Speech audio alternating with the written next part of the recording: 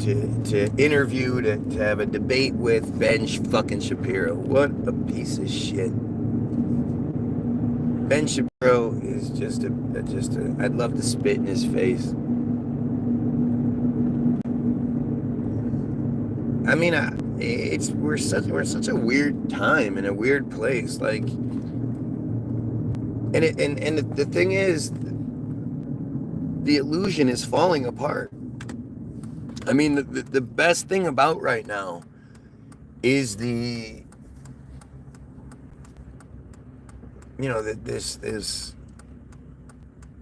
movement, this penchant that people have for exposing this truth. Damn, Mom. Hot Mom, right? It's weird to be my age and think women my age are hot. I don't understand how anybody my age dates a chick in her like early 20s or whatever. Like, I get it. They're hot, but they look young. I don't know. It's just weird. But anyway, we are in this position that, that it's changing. Their bubble of protection is just, I mean, it's weird. It's like it's almost like it's a bubble of shame, almost like they've shamed people into not talking about them, thinking that there's something wrong with you, that you're doing something wrong, that you're breaking some sort of rule or something because you speak about what they do. You expose the terrorist, the terror that they bring, and the dysfunction and just the fuckery. I mean, it's just such a disgusting cult. Their ritualistic practices are just disgusting, and their attitude toward the rest of the world is disgusting. I saw this one thing where it was like,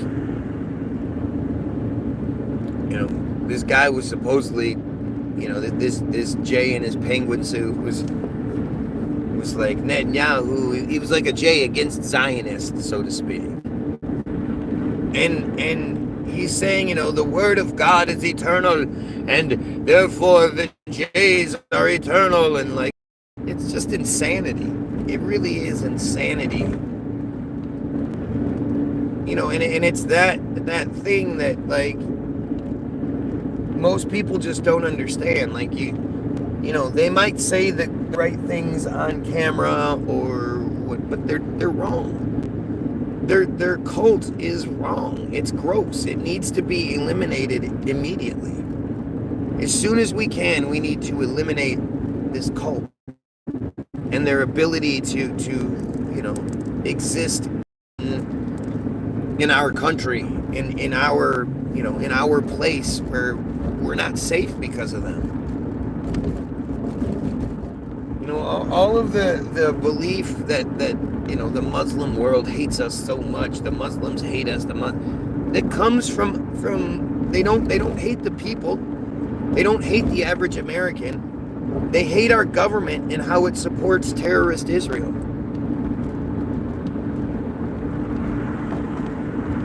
They rightfully hate that we support Israel, because Israel is who caused all of the shit.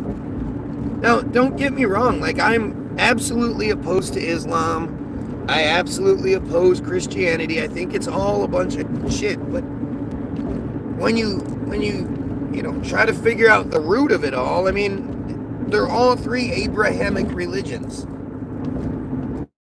Meaning they all come from Abraham, the father of the J people. It's all just J bullshit and when you look at how it's laid out, like, seriously, it's such a weird thing. It's so hard to have, it's hard to talk to Christians because they're stupid. They've been made to be stupid. Their belief structure is stupid. And it makes them stupid. It's like the Trumpanzees who swore up and down Trump was going to lower the gas and food prices. Looking at it right now, didn't happen. And yet they don't, those same trumpets don't call him out for that. They're not demanding that he live up to his promises. He was going to end the war in Ukraine, end the Gaza thing with one phone call. There were no wars when Trump was president. There were wars. People fell for thinking that Trump being president, food prices, he doesn't affect the gas and food prices. Not how that works. The only way it affects things is through the tariffs that he's levying on everything and actually raising a lot of prices. But he can't just be like, all right, well, let's make the avocados cost less money. And the gas prices, I mean, it's an oligarchy. If you think that the Trump is more powerful than the gas barons, the oil barons, you're foolish. Trump, 4 years at a time, put in place by said oil barons. It's just a joke. I don't even like talking about Trump because it seems like such a waste of time. It's such a fucking... Us talking about Trump is what we're supposed to do. We're supposed to be distracted and talking about him over everything else. When the reality is, the true, commanders in chief, they're the Jays. The Jays control it all. And they're psychopaths.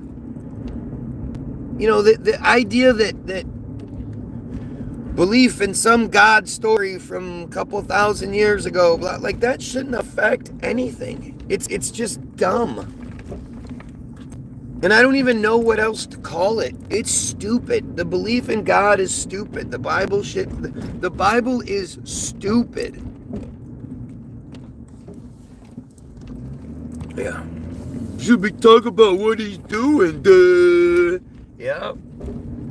Because he's not doing as he's told. And it's like the stupidity. It's so weird. Well, I fall for everything, Trump, so you should too. It's clearly a bunch of shit. He is reneged on so many promises. He is, he's just an awful, awful human being. Not to mention all the Katie Johnson stuff. Not to mention, all of the all of the pedo stuff he's associated with. What do you believe regarding? Let's go. Come on. What do I believe as far as what?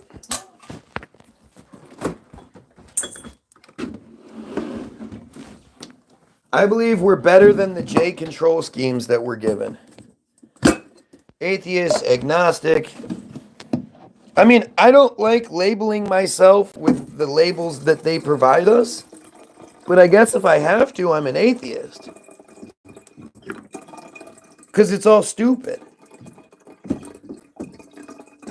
And the fact is, it's not like you can find people that can make reasonable arguments for whatever bullshit you're talking about. Whether it's Christianity, Islam, or Judaism, nobody can make any reasonable, intelligent arguments as to why those things are actually real or good.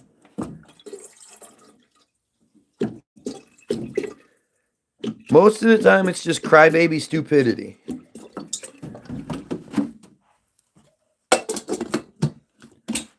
But it's like let's be real here. The religious narratives we're given are really dumb. They're dumb. Why don't people get that or acknowledge that? It's fucking stupid. It is stupid. Especially when you understand things. I really have a hard time understanding why so many Christians don't get that their book is Jewish. The Bible is Jewish. The characters throughout the Bible are all Jews. And they mention the Gentiles on a number of occasions, but they mention the Gentiles like they. It's a they thing, and it's far. It's not associated with the story. Yeah, try telling them they're all the same story, same characters, different script. It is. That's literally all it is. Certain shit moves around a little bit. Some shit might be a little bit worse than others, but it literally is all the same characters, same script, and it's presented by the same people. Again, they're considered the Abrahamic religions. Well, who was Abraham? Abraham is the father of the J people.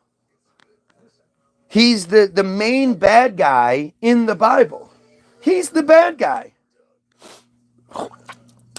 It's the Abrahamic sect that ends up killing Jesus. It's fucking stupid.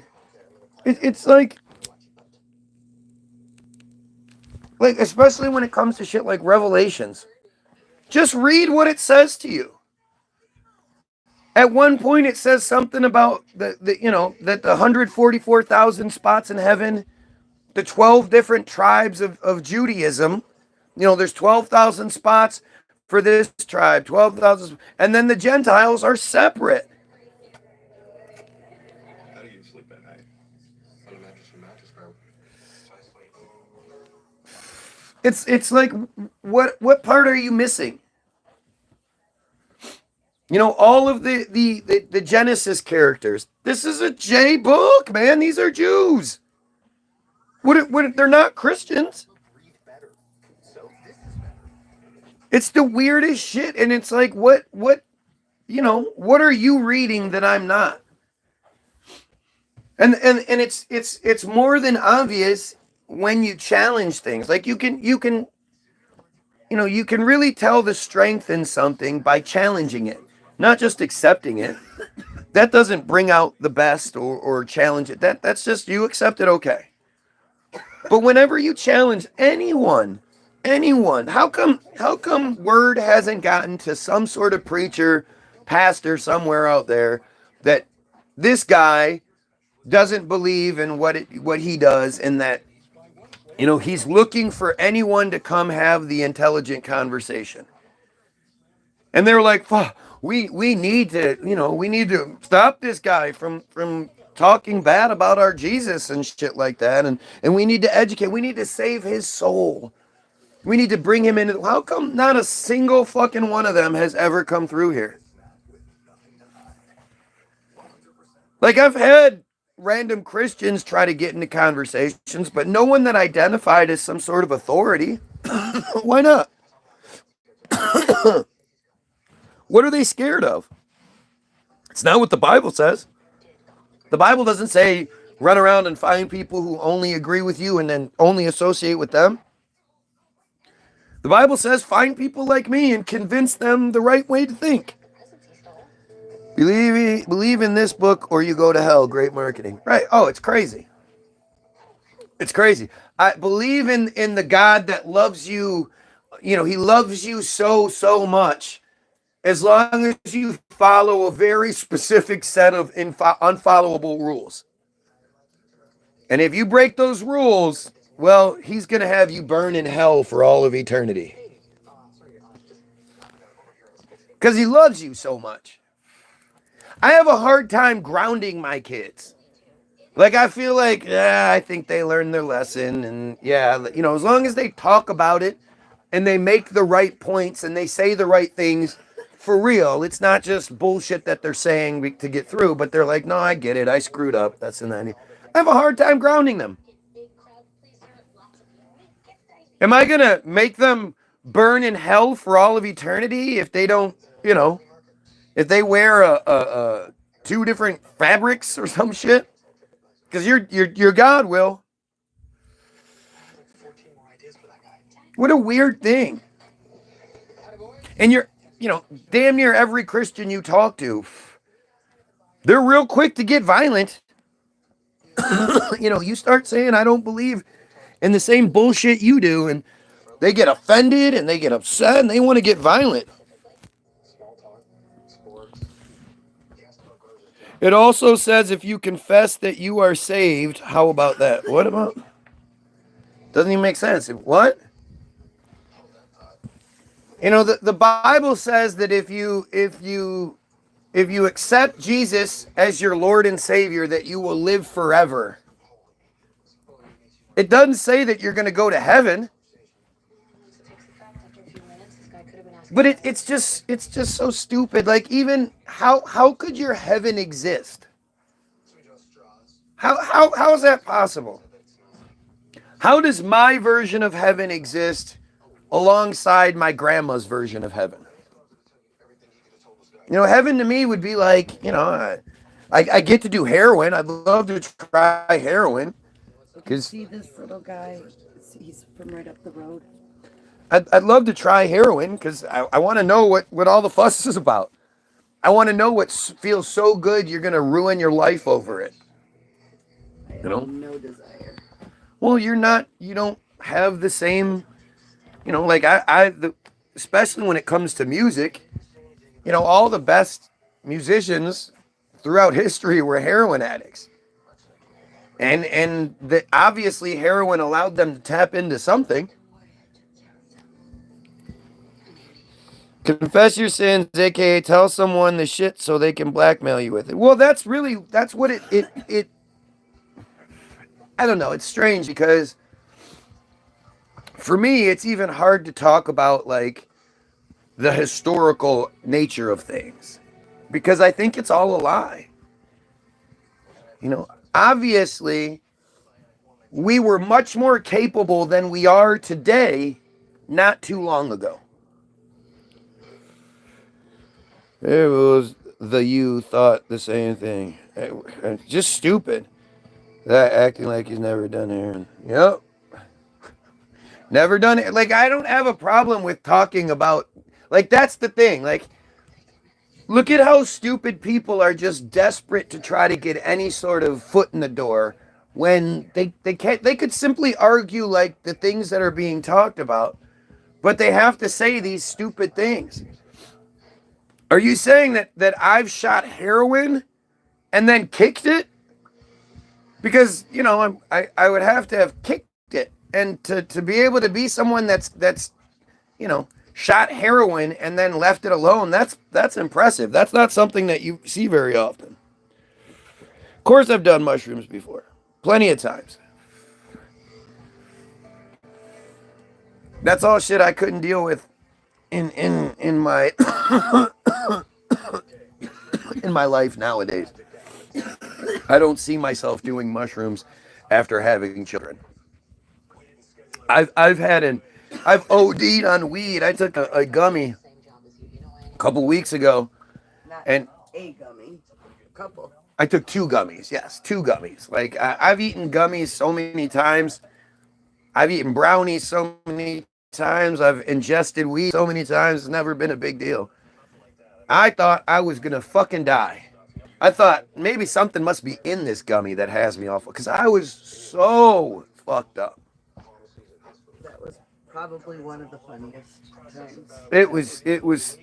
It's crazy. It wasn't funny for you in the moment, but it was pretty funny. I bet it was. I knew it was funny. I knew I sounded ridiculous. I kept saying that. Like, I know I sound like an idiot, but. Morning, Karen. Or they'd simply open up their own channel. They could, but they never do. And even if they did, or one of you clowns did, I wouldn't watch it. You guys watch me. I don't watch you. You guys obsess over me. I couldn't care less. I'll block you just to prove a point. I don't give a shit about your number. But this is how this whole thing works. Like, it's always a big clown show trying to convince us to fight, trying to convince us to look the other way, trying to overwhelm us so we keep our heads down. This is all J propaganda bullshit to control us. And as long as we're distracted by anything else, they don't care. They just don't care. They want us focusing on anything but them. And you see it, you know. You see anytime one of these Jays decides to actually step up, which again, you never really know because they always use fake profiles and shit. But they, you know, you could see it on TV, YouTube, whatever. Anytime anybody tries to talk about them or what they do, their main response is to call you names and tell you not to talk about it. They don't try to explain to you why they're in the right or that why they're God's chosen people and, you know, why they're superior. They just tell you to accept it and believe it, and that's the way it is. You enjoy this, don't? Of course. Who's lying? The reason you're here is because I allow you to be.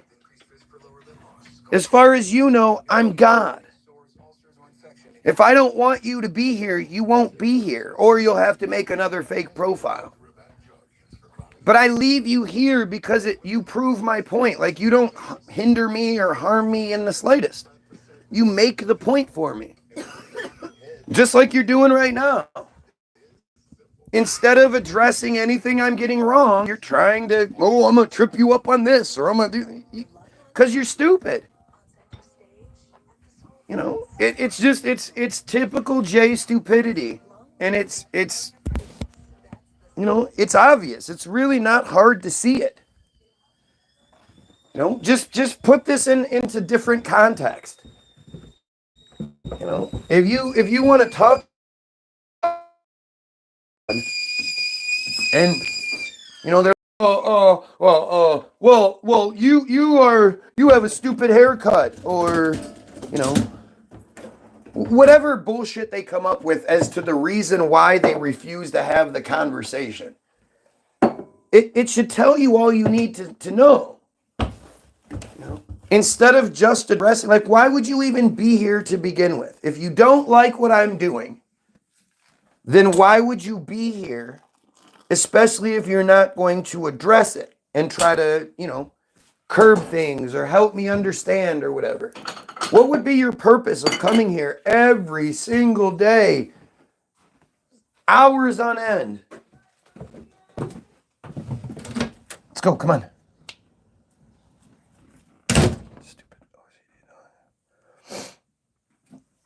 Well, I'm an atheist. At least I graduated college. Yeah, we should believe that. Again, providing a great example. If a college graduate can't make better arguments than this, what does that tell you about college? Yeah. How stupid do you have to be to graduate from college if this is the best that you can come up with? And again, notice how instead of talking about what I'm talking about, they keep trying to change the subject. Now we're what? You want to talk about my school experience? You want me to tell you school stories? You want me to talk about me? You like talking about me? You want more information about me because you hate me so much? No, you're just not capable of arguing with me. And because you're not capable of arguing, you just say stupid shit. You graduated college to spend your days in this chat. Good job, you won. Yeah. Oh, you work at night. So now you work all night long, and then while you're in your free time, you could be doing anything else, but instead you come to this feed over and over again to play the fool. Boy, you sound awesome. You sound awesome. And then, so you don't sleep? You don't need to sleep? Because if I go live now, or I go live at 2 in the afternoon, or I go live at 11:30, he's going to be here. But apparently, you know, I'm the thing that matters because I'm wrong. You're an asshole. This is entertainment for me after I get off work. Yep, that's what it is. I'm the most entertaining thing after a long day at work, long night at work. What you want to do is go on the feed where the guy talks about killing pedos and eliminating the J's and try to dissuade and distract and get people to talk about you. Well, no, you want to talk about me. You could watch TV, you could watch movies, you could watch videos, you could be watching porn. None of those things are more important. You want to watch me because I'm such an asshole. And what sense does that make? You know their game. Let's stay on point. Ignore the draws. By the way, I got booted off a couple of minutes there. Yeah, well, you're a true supporter. Funny how the supporters always get interfered with, but these dumb clowns who like, they make the argument for me. They're allowed to stick around. You're so stupid. I don't like you, so I'm going to watch you every day for hours at a time. It just doesn't make any sense. Like, it would even make sense if you were like, you know, I don't like you, I want to stop you, so I'm going to engage in what you talk about and make you look stupid. Then I could see it. But the fact that you can't even do that shit, it says everything. And it is part of the point, because there's the who. You have to ask who is doing it. Stuff. Who is behind these profiles, these fake bullshit profiles? And that's when it bleeds into Team Jorge. And until you understand that not just Team Jorge, the thousands of other Team Jorges that exist, like you're just foolish. You're just spinning your tires. You know, it's strange to me that people like, do you really think they just let us have these platforms for free and there's no control? They don't interfere, they don't control things, they don't do anything like that? Yeah, you are, yeah, for like look at this guy trying to, you know, dig his way out of the hole. Right? A broken clock is right twice a day. Oh, that's new. Nobody's heard that before. And you watch for way longer than 30 to 45 minutes. But even if that was the truth, even if it was just 35 to 45 minutes, every day says a lot. And why don't you just, if I'm only right twice a day, why don't you tell me what I'm wrong about? Why is this such a difficult thing? Is this some kind of free therapy for you? Something like that. Until one of them need help to annoy you. Right, right. Please help me. That guy's gone. Please help me. Please, somebody come in and tell this guy what he's getting wrong because I can't do it. Why don't you just tell me what I'm getting wrong? I just never understand that little piece of the equation. If I'm just asshole, I'm this, I'm that, blah, blah, blah, blah, blah. Why don't you just address what I'm getting wrong? Why don't you make me look bad in front of my audience by telling me what exactly I'm wrong about? No, I want to talk about you. I graduated college so I can work at nighttime because, you know, all those college grads that have shitty schedules.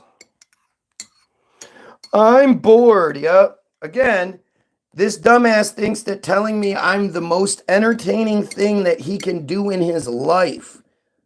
That's why he spends hours on my feed every day. Because I'm the most entertaining thing that's supposed to hurt me? Just how many different ways do you want to prove you're stupid?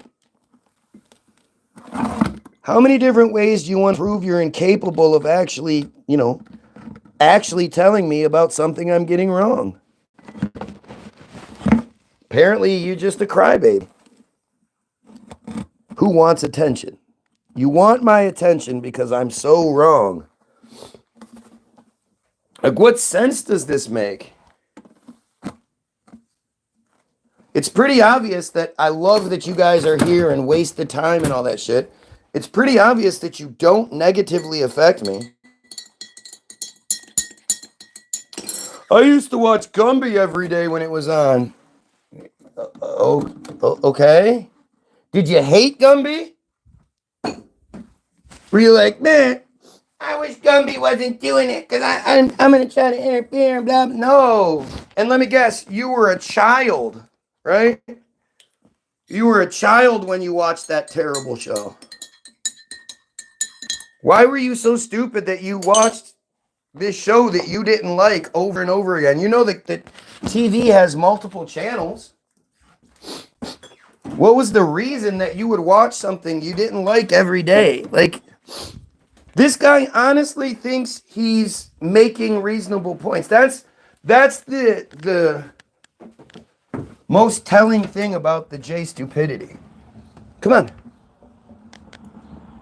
Is that they think they're making points. You know, they think that if you open up the books on Israel, you demonize Israel, is a positive thing. I'll tell you, dude, you're not allowing yourself to be assimilated. That makes for wrong. Yeah. Now look, he's all defensive. I love working at night, fool.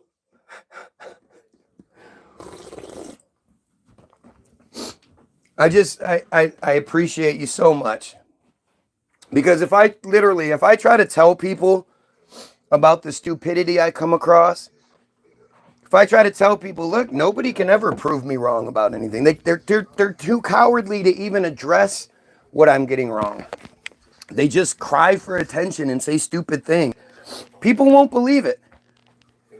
Even truthers don't believe it. I've had many truthers that have come through my feed who think they're getting censored, and then they see what's done on my page, and they're just like, what the fuck? Never seen anything like this before. You know, I appreciate the example. And I want all the rest of you to ask yourself, like, what is that? You know, I've said repeatedly, my goal is to eliminate the pedos and the J slavery. Right? Not one time has this guy been like, fuck yeah, I hate the pedos too. I just don't like that you blah, blah, blah, whatever he comes up with.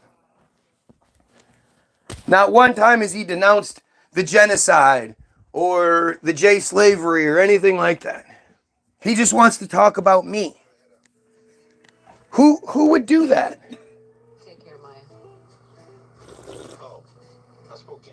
It's like you go and watch an episode of The Office and you're mad because there's no, Jason Slasher, Freddy Krueger type shit going on. It's The Office. Why are you mad that The Office isn't something else?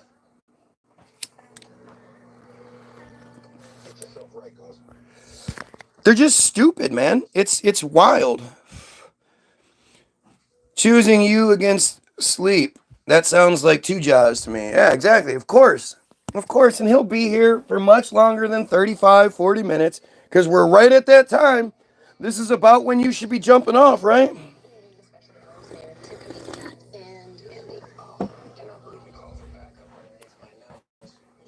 Again, we have another dumbass on here.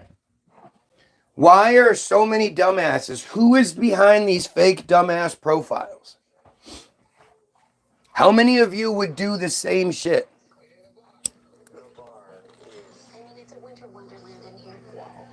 Instead of addressing what's going on, instead of addressing what's being talked about, you're trying to change the direction of the show for some reason. Why would anybody not want the feed? Like, I get you might not want to watch it or be a part of it, but why would you not want the feed to keep going?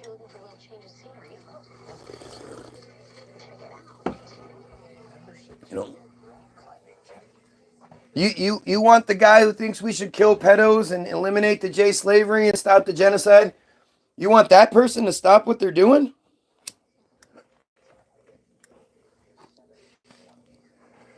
Who, like, why? Other than you're a pedo or you're a dumb J, what would be the motivation for anyone to come to this feed and argue?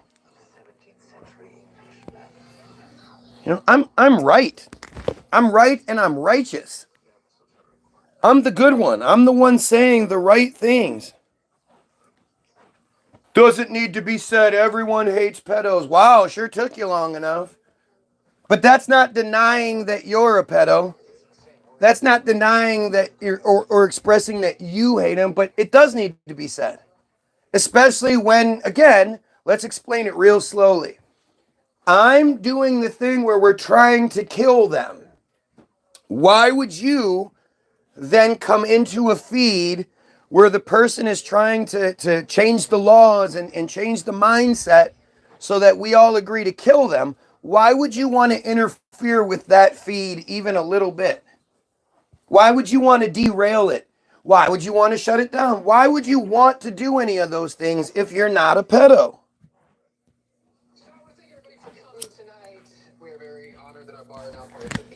What's a dumb J? The worst people in the world. 35, 40 minutes was when I got my late notification last few times, right? This is America. Like, this is just stupid. This is just stupid.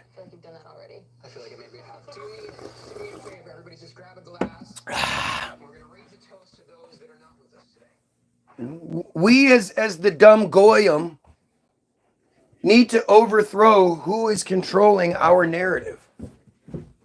Because our narrative's fucked up. It's wrong. And until we, like the fact is that the pedo situation, come on, let's go. Oh my God, you stupid dog. The pedo situation is so out of hand. Why aren't we, why isn't that like our main, we need to stop this. Let's go, dumbass. But I have OCD.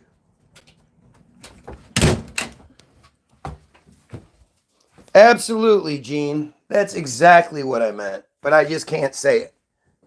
Because I don't want to get in trouble. Crack should absolutely be legal. Fuck yeah. Drugs should absolutely be legal. And instead of waging a war on drugs, we use that money for proper education and proper programs to help people. If people are going to do drugs, they're going to do drugs, right? It's not about accessibility. They'll go to the deepest, darkest corners of the hood, put themselves in terribly dangerous situations, drive to and from,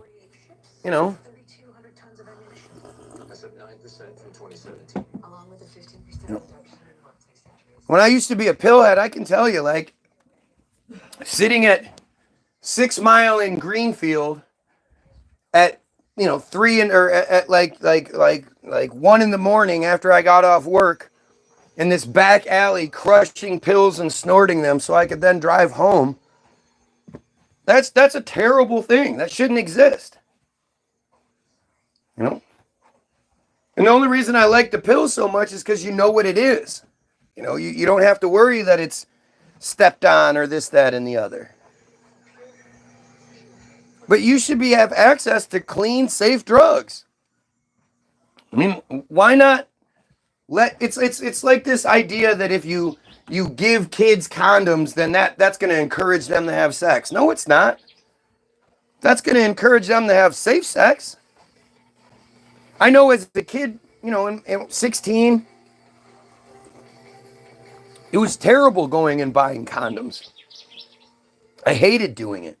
I hated the looks I would get and all that shit. And lo and behold, you happen to run into some religious nut and they want to fucking try to talk to you about some shit. Like, that shouldn't happen. But I think if somebody wants some heroin or somebody wants some crack, they should be able to get some clean, safe heroin in a safe environment, safe crack. And, unfortunately, if that's how they want to waste their life, then yeah, that's fine. But at least it's safe.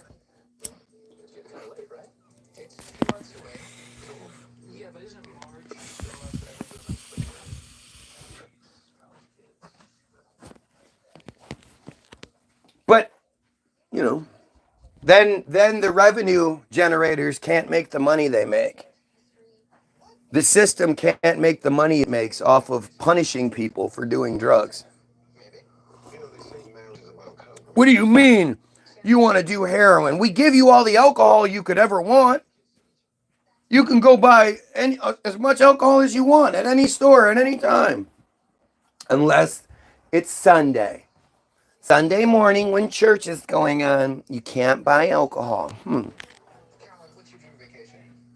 How about all those counties that are dry counties, in the middle of the country and in the south and shit? Does that mean nobody buys alcohol? No. That means you create secondary enterprise. You create a black market.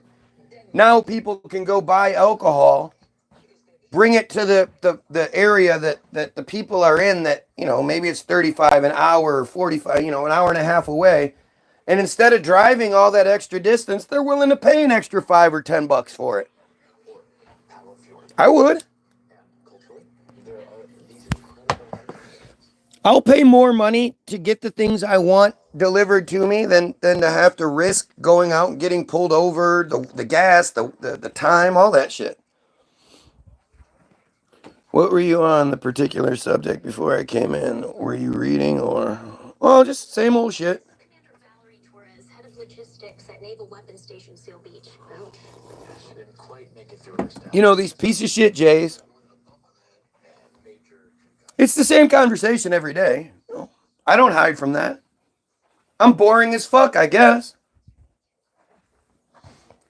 You're going to stumble across days where I'm looking different things up or whatever, but for the most part, the mission statement, the foundation of this whole page is that we kill pedos and eliminate the J control scheme. Until that thing is accomplished, I'm not going to stop talking about it.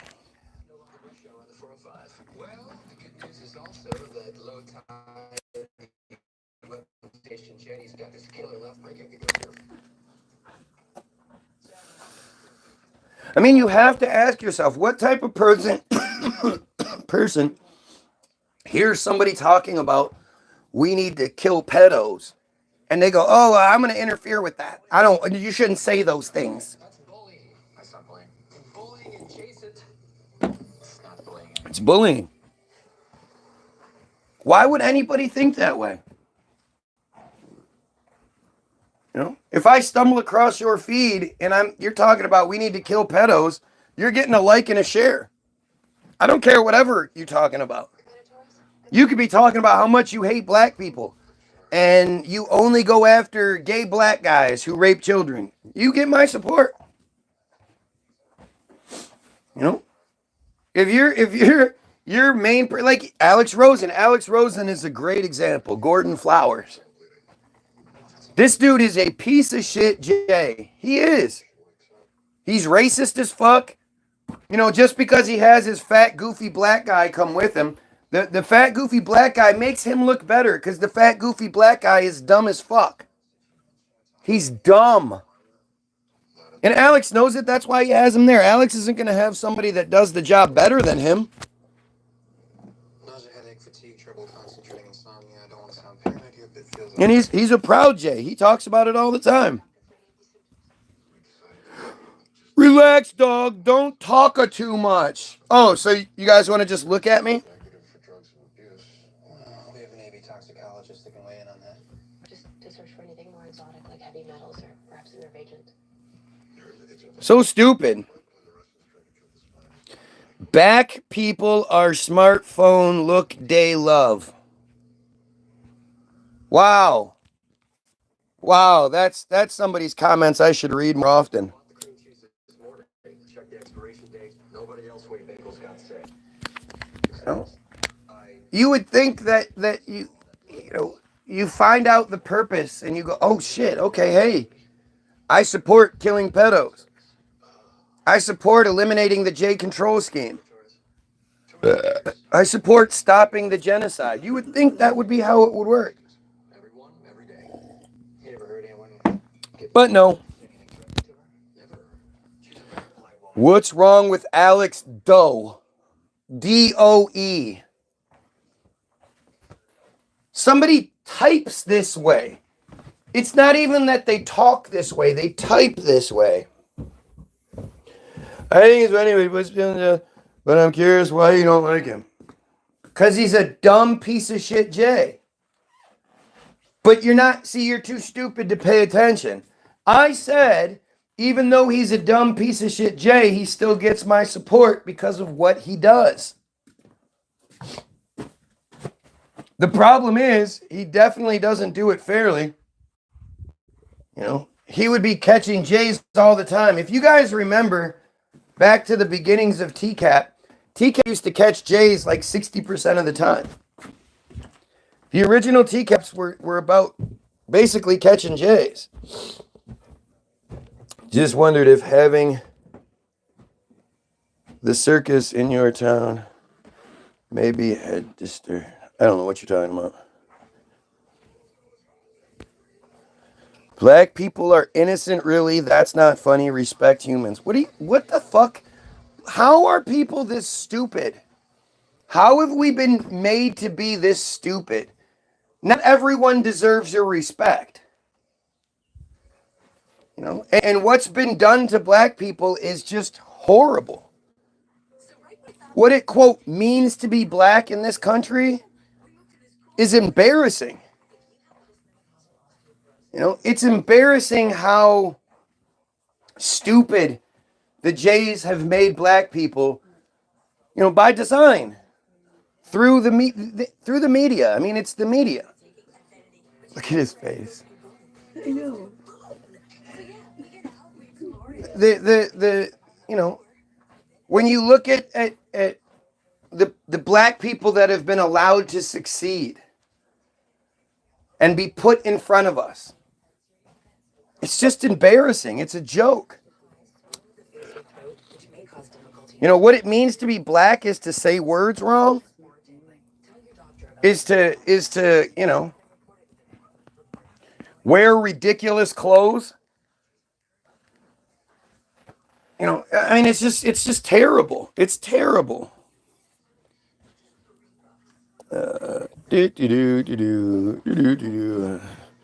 Major in Dalton. No, I don't know about some bullshit that we're supposed to know about.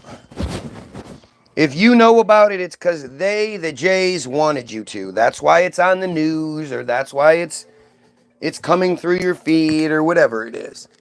They want you to know about it.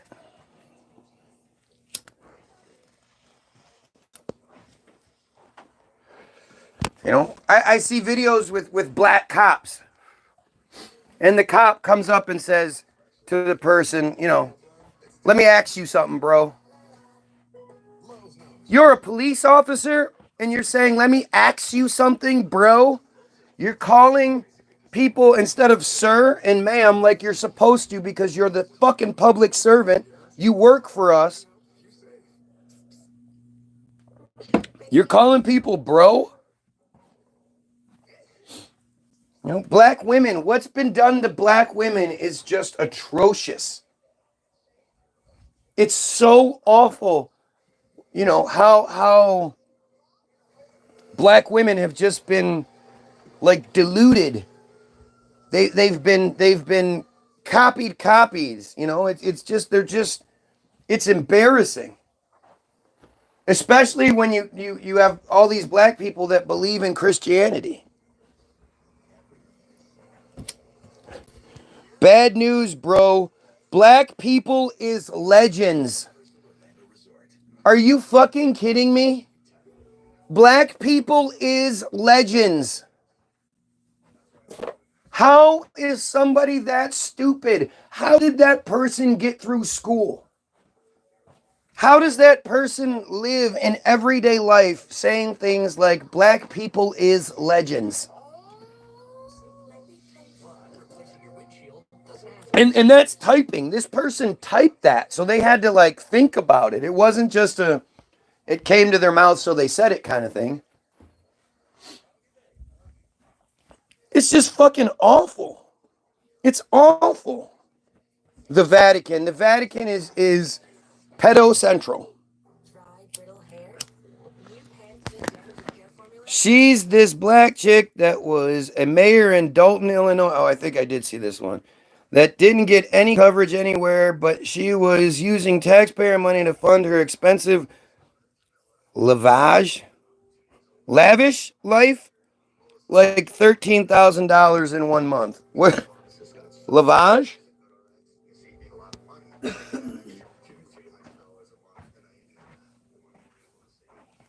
Yeah. Anytime you hear about those, like it's like Kwame Kilpatrick, right?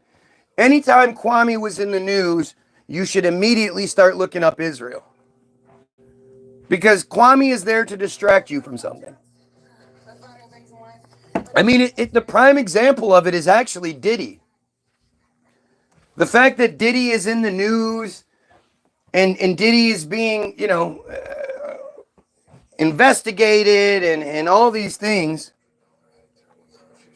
when, you know, Diddy is just a piece. Diddy is a piece they put in place. They made Diddy who he was so that when the shit started to hit the fan, they could throw him out to the lamb. They could throw him out to be sacrificed.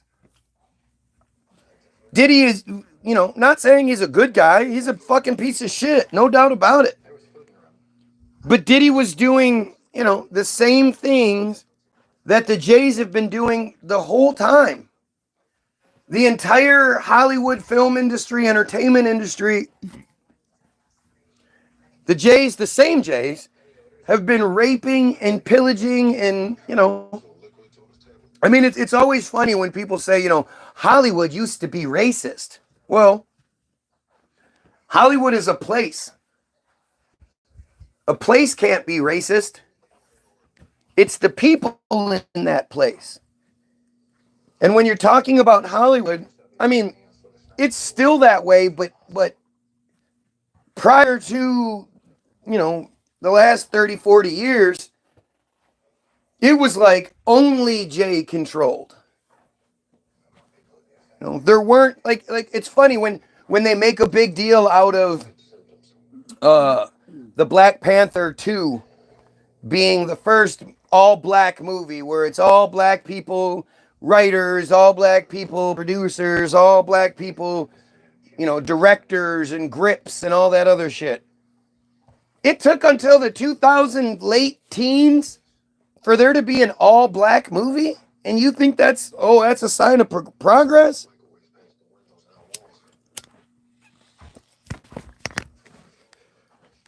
I wish everything will be good. You're a Catholic. Yuck. Catholics are awful. Who makes up 75% of the crime in the U.S.? Are you just throwing out magical figures now? Like, this is one of these things where it's just, it's like when you talk about, black people being killed by police. And you'll have these white guys that come out and be like, what are you talking about? White people are killed 60% of the time by police. Black people are only killed 30-some% of the time by police. So obviously, white people have it worse. But then you go, wait. White people make up 65%, 69% of the population, unless you take out those whites with Hispanic backgrounds who just consider themselves white, then it's only 55%. White people make up 69% of the population. Black people make up 13% of the population.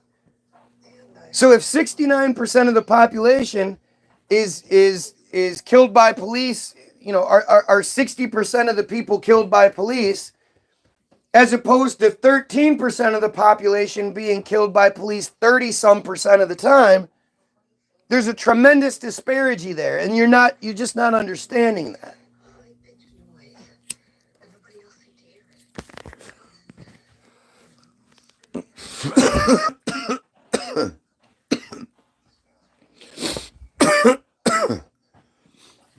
The Torah is not the main book for the Jays.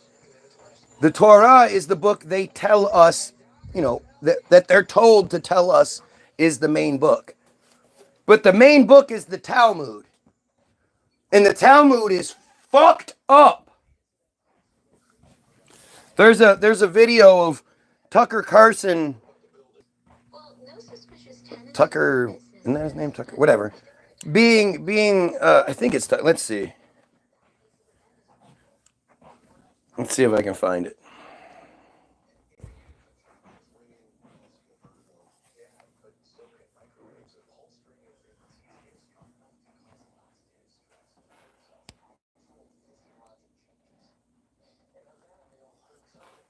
Tel Aviv is in Israel, right? Oh, yeah, this isn't. Tel Aviv, yeah, Israel.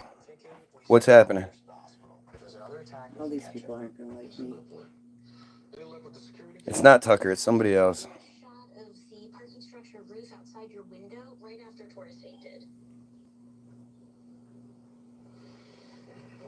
Can you fit a microwave weapon into a car? If there's enough space. Who's this piece of shit? And it could be any one of them. So this person put this post on. Who's this guy? Yeah, everything's good. What are the best destinations that live up to their hype? And there's, thousands of replies.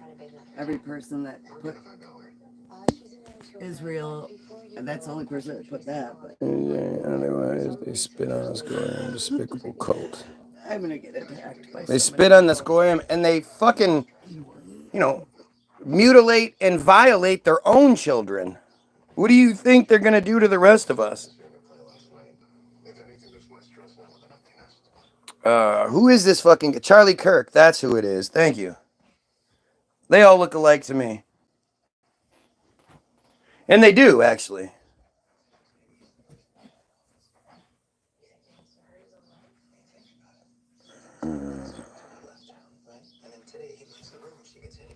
Chosen people and all non-Jews are goyim, here to serve them.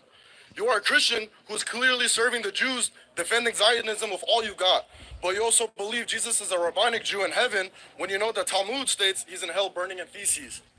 Talmud states that Jews are the chosen people and all non-Jews are goyim, here to serve them. You are a Christian who's clearly serving the Jews, defending Zionism with... It's just going to repeat. But that's not the full one. I want to find the full one. Where the guy gives a whole bunch of shit. What? Where you? Look at that fucking guy. Look at that shit. Ugh. Look at these fucking people. They're just disgusting. Compare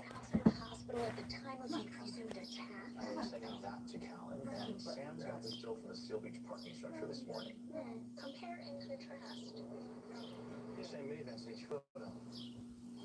It's a silver Dodge Grand Caravan.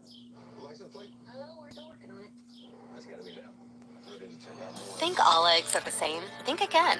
Avian flu has impacted millions of kids. Now we're talking about avian flu again. Very for Israel, and I totally understand why from a surface sense, from the biblical sense. But as a Christian man who's about to have a little girl in October, here's my problem.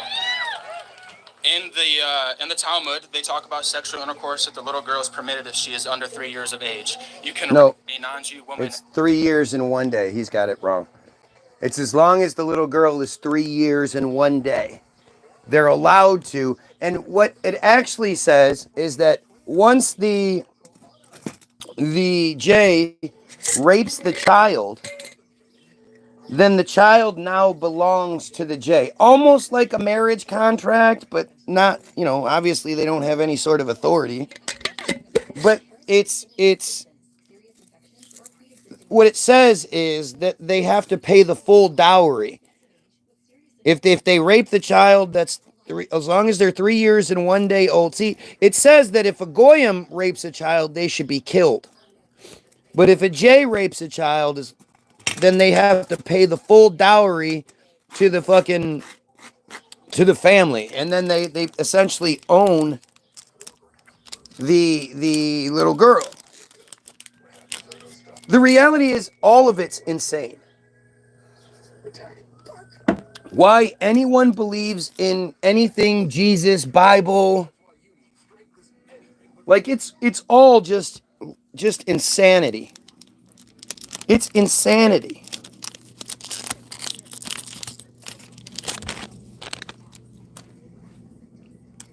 Why would anyone support this shit? I don't understand that because they are distinct concern. Only 1 Corinthians, the person without the Spirit does not accept the things that come from the Spirit of God, but considers them foolishness. What kind of, like, what is that? That doesn't make anything. What about the part with the stick? I don't know that part. There's plenty of shit. If they find a wallet and it belongs to a goy, they're allowed to keep it. But if they find a wallet that belongs to a J, they have to go to every length they can to make sure that J gets his wallet back, full with everything it ever had in it. You know, that eating with a goyim is like eating with dogs. You know, like it's really, really awful shit. But I mean, the whole Bible thing is just stupid. Why does anyone believe it? Such a weird question that never gets answered. You can't ask a Christian why do they believe in the Bible? Why do they believe in God? They it's like they just their brain short circuits, and they don't,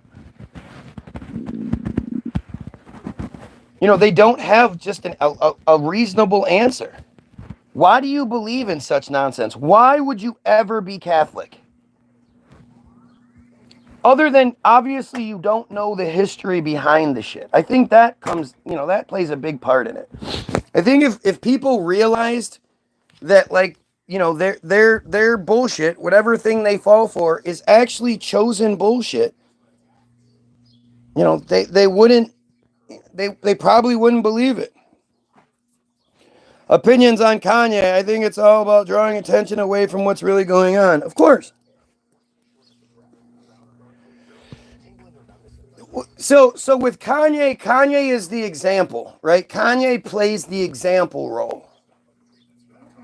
So what people don't understand is that a few years ago in 2022 or whatever it was, when Kanye, you know, made the tweet, he's going to go DEFCON 3 on the Jays and all that. It's a very carefully crafted narrative that was put on us, right?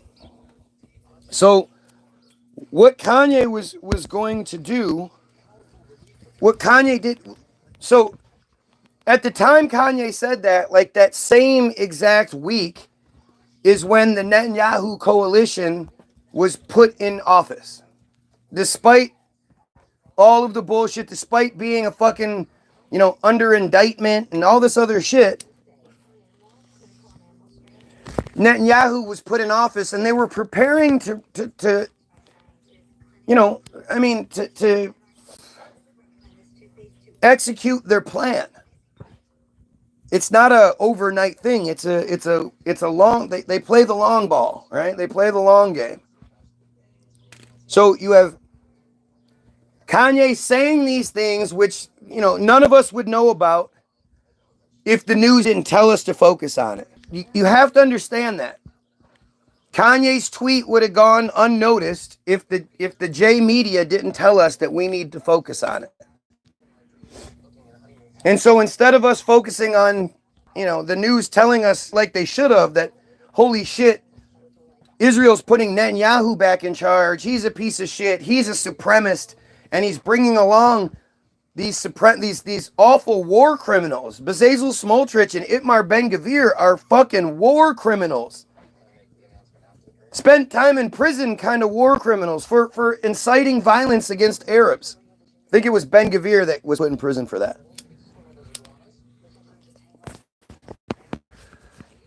But as that's happening, they're setting the stage, right? They have this long plan put in place. So immediately, you know, so Kanye does his thing. So Kanye, one, makes a threat against the Jays. It's just a threat. It's a nonsense threat. It doesn't mean shit. But it's considered a threat. I'm going to go DEFCON 3 against the Jays. That's a threat. Then he goes on Drink Champs and says, I can say anti-Semitic shit because I'm Semitic. As a black person, I am Semitic. The Jays don't own that. Oh wait, can you man the thing for a minute? Let me just go pee. I gotta go pee. This is where you say, I believe he said he had to go pee. Oh, come on, seriously? Angela. You're so gross. God damn, dude. You're so gross. Farting ass biatch. Yeah. Girls don't fart. The weirdest thing is that Dummy. you hear it while you're gone. That's how bad you're farting. Girls don't fart, dummy. Yeah, they do, especially when they're sleeping. Oh. Such a liar. My wife sounds like a car with bass driving by at night. Oh my god. Windows shaking shit. Boom, boom, boom, boom, boom. You're a big fat liar. Yep. Alright, I'll be back. Oh, too bad you gotta go. I love you, baby. Be safe. So Kanye says that the threat, then he tells the truth. That, that all the people in that region are Semitic, and anyone should be able to say anything. First of all, we have to express that there's a difference here. We have to explain the difference. So, Semitic again refers to all of the people of that region. Palestinians, Syrians, Iranians, Yemeni, Lebanese, even North Africans like Egyptians and Morocco and shit like that. These are all Semitic, where Semitic people come from. It's a Semitic region. So anyone, black, white, brown, those are all Semitic people if they come from that region. Semitism, let's make the point, okay? We'll prove it for you because people don't understand. So, pull up the Google machine. Semitism definition, you see? The Merriam-Webster page. Okay? Semitism. See, we're on the Semitism page. Semitism. Number 1A, Semitic character or qualities. Number 1B, a characteristic feature of a Semitic language occurring in another language. Number 2, policy or predisposition favorable to Jays. Do you see that? Policy or predisposition favorable to Jays. So, when you are proud of your anti-Semitism, you are proud to oppose the idea that Jays should be favored, should get favorable rulings, favorable policy. Policy is the rules and regulations. So the Jays should get favor when it comes to rules and regulations. And predisposition is how you look at something. Before you know any of the details, you just, hey, I'm going to go see Friday the 13th. Ooh, that's going to be kind of scary. That's your predisposition. So this idea of policy, rules and regulation, and thought being favorable to anyone is supremacy. It's supremacy. That's what they're talking about. So when you are proud of your anti-Semitism, you are proudly anti-supremacy. And you can't tell me that that's a bad thing to be. I don't think anybody is supreme. Anybody should get favor. But especially not some disgusting baby raping cult. That shit is just foul. Foul. Their shit is foul. And what they do to their own children is foul, let alone what they do to people they don't care about. So Kanye says I can say anti-Semitic things and blah, blah, blah. Tells the truth, and then he exposes the conspiracy. He says that everyone, and he's actually giving them praise, believe it or not. Like, this is just shows you how they manipulate things. But when Kanye says that everyone in Hollywood has J's in their contracts, that J's make money off of every single person you see on TV, you hear on the radio, whatever it is, there are J's that make money off of that person. That's actually praise. You know, that you small 1% of the world population, 0.183% of the world's population, that you're able to have such control, especially over something as powerful as Hollywood, that's like incredible. That's an incredible accomplishment. But basically, Kanye made a threat, told the truth, and exposed the conspiracy.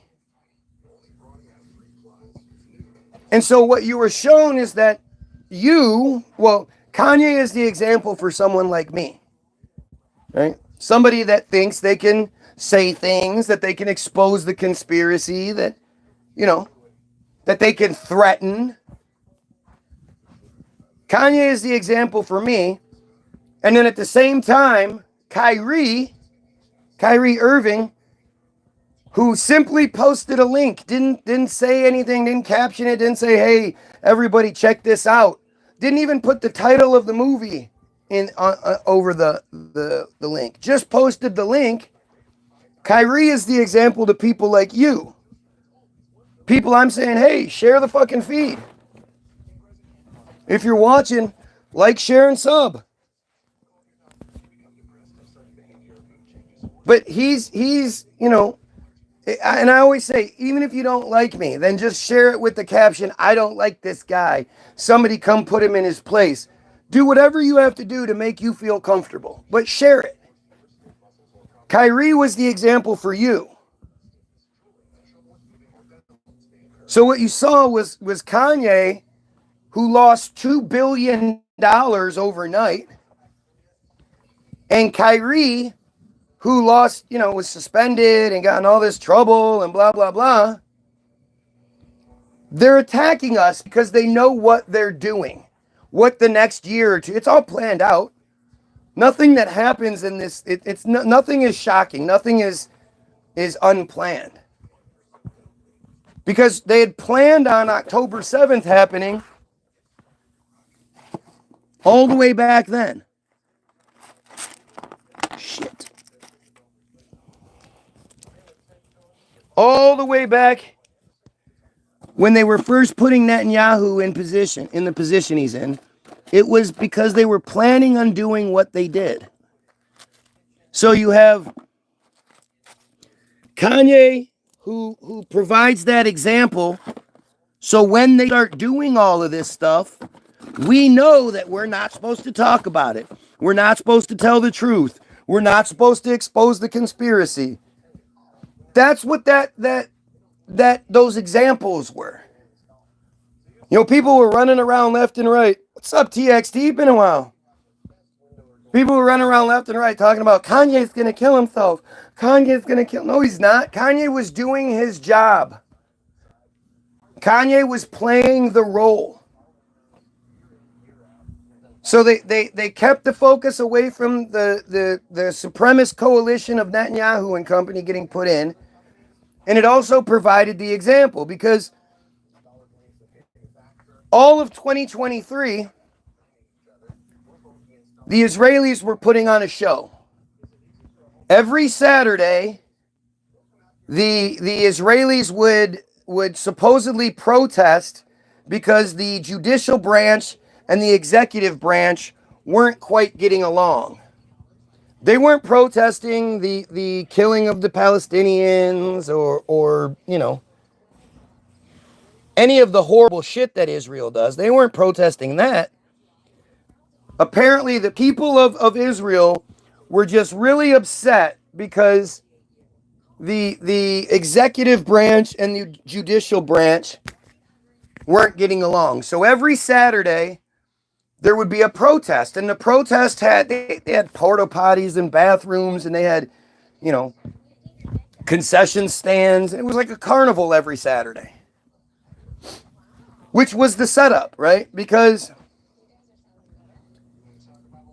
somewhere around like May or some August or May, June, something like that. Well, multiple occasions actually. They would like they wouldn't pass the legislation, but they would vote on it, or there would be some sort of hearing or something like that. It was said that the executive branch was trying to limit the power of the judicial branch to scrutinize what the executive branch does.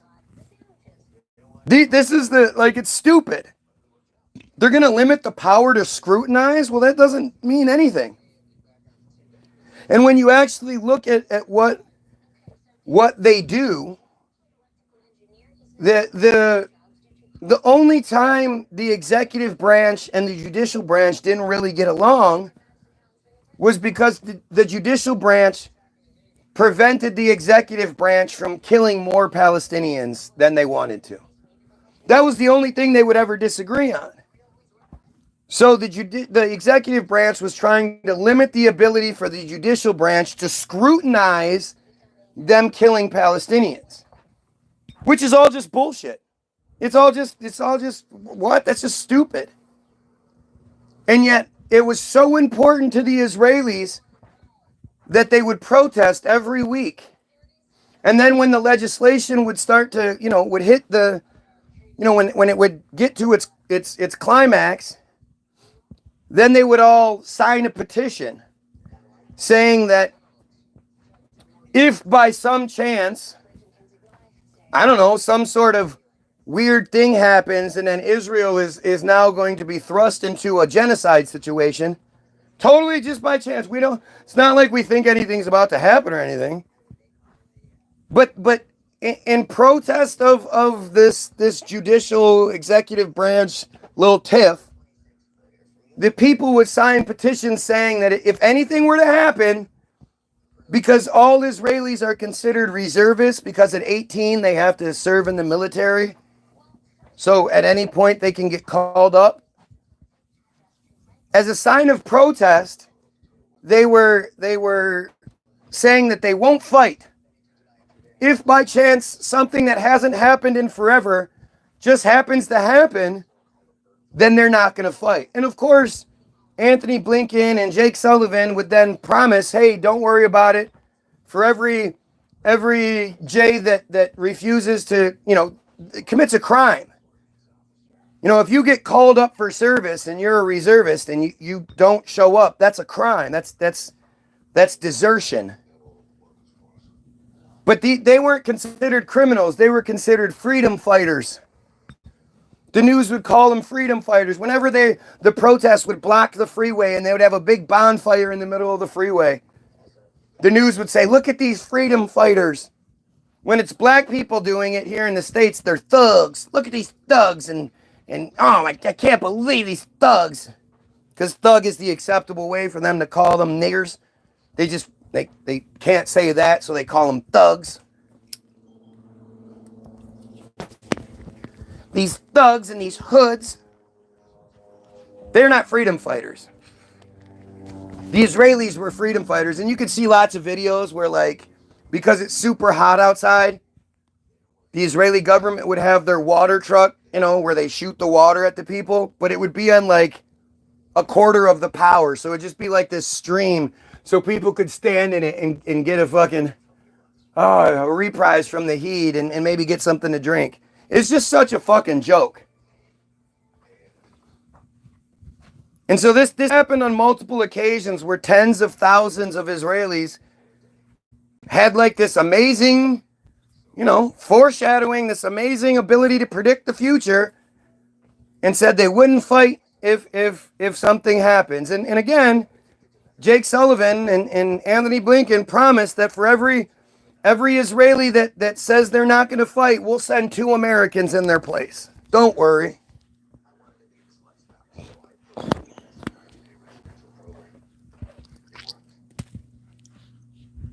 And then, early in 2023, Israel bought 42,000 slaves supervised laborers from India. 38,000 earmarked for construction jobs, 4,000 earmarked for elderly care, because even the Jays don't want to take care of their own elderly.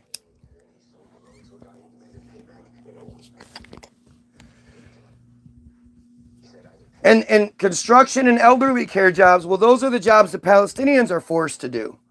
And it's not like the Jays, it's not like Israel has this surplus of fucking jobs needed. They were telling you in bits and pieces. I was able to call it. I told you guys in like April or May of 2023 that if Israel didn't do some sort of false flag and then commit genocide afterwards, by December of 2023, that I would quit going live. I would quit everything and I would just go on to be a normal person. That's how confident I was that they were going to do something. And it was based on the fact that they bought the slaves. It was based on the fact that Israel was being forced into the visa waiver program, even though they refused to abide by the requirements necessary to be in that program. Meaning they can travel, Israelis can travel to and from the United States without having to have a visa. Basically legitimizing the fact that Israel is like the 51st state. They just don't tell us. And Israel was adamant. You know, one of the requirements is that you treat our people the way that your people are supposed to be treated. So if your people are going to come here without visas and then supposed to be treated like citizens, then if our people go to your place, you need to treat them the same way. Well, Israel just refused. No, we're not going to. We'll never treat Palestinian anything with respect. You know, they had, up until this arbitrary date, I can't remember what it was, August something or other, September something or other. They had until then to prove that they had fixed the problem and they had abided by the requirements necessary to be put into the program. And not only was there overwhelming evidence that they weren't doing it, they flat out said they're not going to do it. So instead, the United States just put them in the program anyway, under the guise that by Passover, it just happened to work out that it was by either the start or end of Passover 2024, they were to have proven that they've made the changes necessary. Yet they were already put into the program. On September 30th, Israel was put into the visa waiver program. A week later, you know, and when that happened, I was like, yeah, see, definitely. Between now and then, they're going to do this. They're going to do the thing. They're going to do the false flag and then, you know, start the genocide. I had no idea they would do it as quickly as they did it.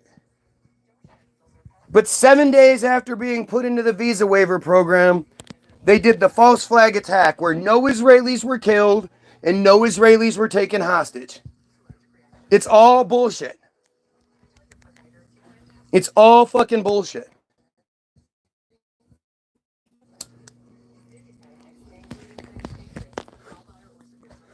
You know, there was plenty of evidence, and you don't have to be some psychic to be able to see it. You just have to pay attention to what they tell you. I don't know about you. Actually, I do know about you guys. I know that none of you in November of 2023 went to the Israel Hamas Wikipedia page to see when it was created. I did. I went to the Israel Hamas War 2023 official Wikipedia page, right? A page that you can't edit. You couldn't edit at the time. If I tried to edit it, it said I had to have like 60 or 80 some edits already done through Wikipedia. Then I had to be approved by a committee. That if I got approved by one committee, then it would go to another committee that would, if they approved me, then I'd be allowed to edit that page. So I went to that page and I clicked on edit history, and back then, it's been changed since, but back then you could just go to edit history and then click back enough times till you got to the first edit on the page. So I did that, and the first edit, I don't know exactly when the page was made. It didn't show me that, but it showed me when the first edit was made to the page. And the first edit was made to the page at 6:22 a.m. local time, October 7th, 2023. The funny thing is, the completely unprecedented, unprovoked, unknown, like totally shocking attack that happened on October 7th was said to have started at 6:30 a.m. local time, October 2023. So 8 minutes before the thing was said to have happened, the first edit was made on that page. If that doesn't tell you something, I guess you're not paying attention. How did somebody know to make the page for something that hadn't happened yet?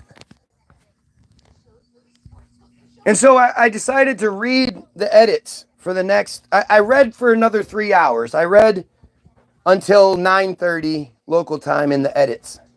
Because it was shocking. I didn't think it would be so much. But it was almost like there's like 4 or 5 people that were in cahoots working together to create the narrative. They were laying out what was going to happen for the next few days within the first 3 hours of this event happening. And one of the claims they made was that 1,500 Hamas were killed in Israel almost immediately. They also claimed that Hamas launched 5,000 rockets within the first 20 minutes. And it all happened so fast, that's why there's no footage of it. But 5,000 rockets in 20 minutes is 4 rockets per second for 20 minutes straight.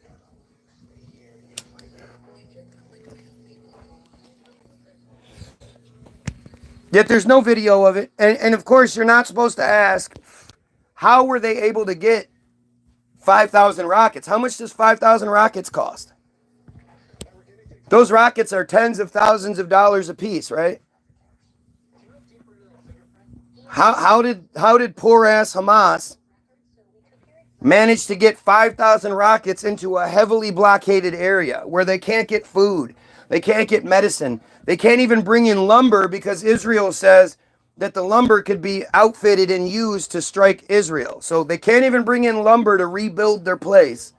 Yet somehow they were able to sneak in 5,000 rockets, and even more importantly, as many rocket launchers as it would take to launch 5,000 rockets in 20 minutes, 4 rockets per second.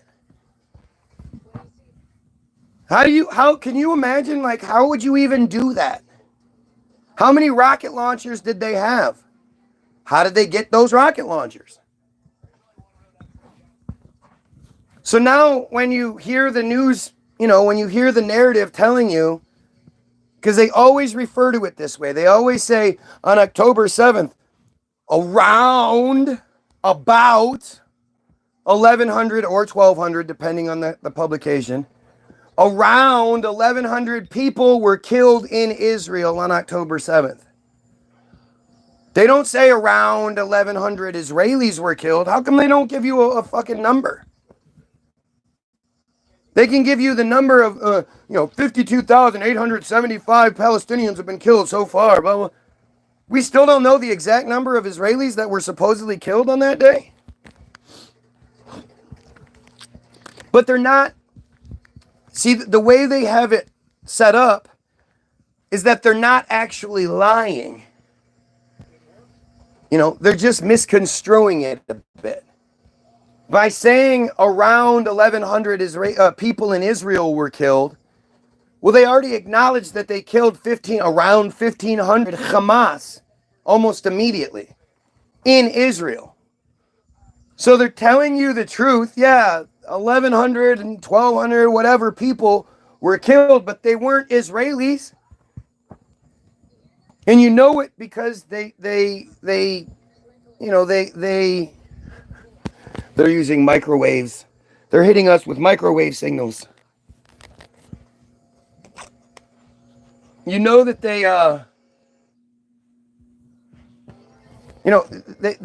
they pull this bullshit, saying these bullshit things, making, tugging on the heart. Oh my God, 1,100 Israelis were killed. Yeah, 1,100 people in Israel were killed. Yeah.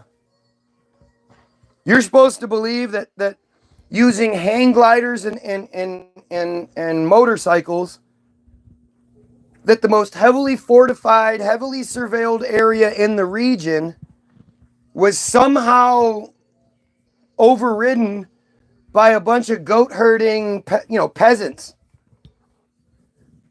How did they hang gliders? Where did they launch their hang gliders from?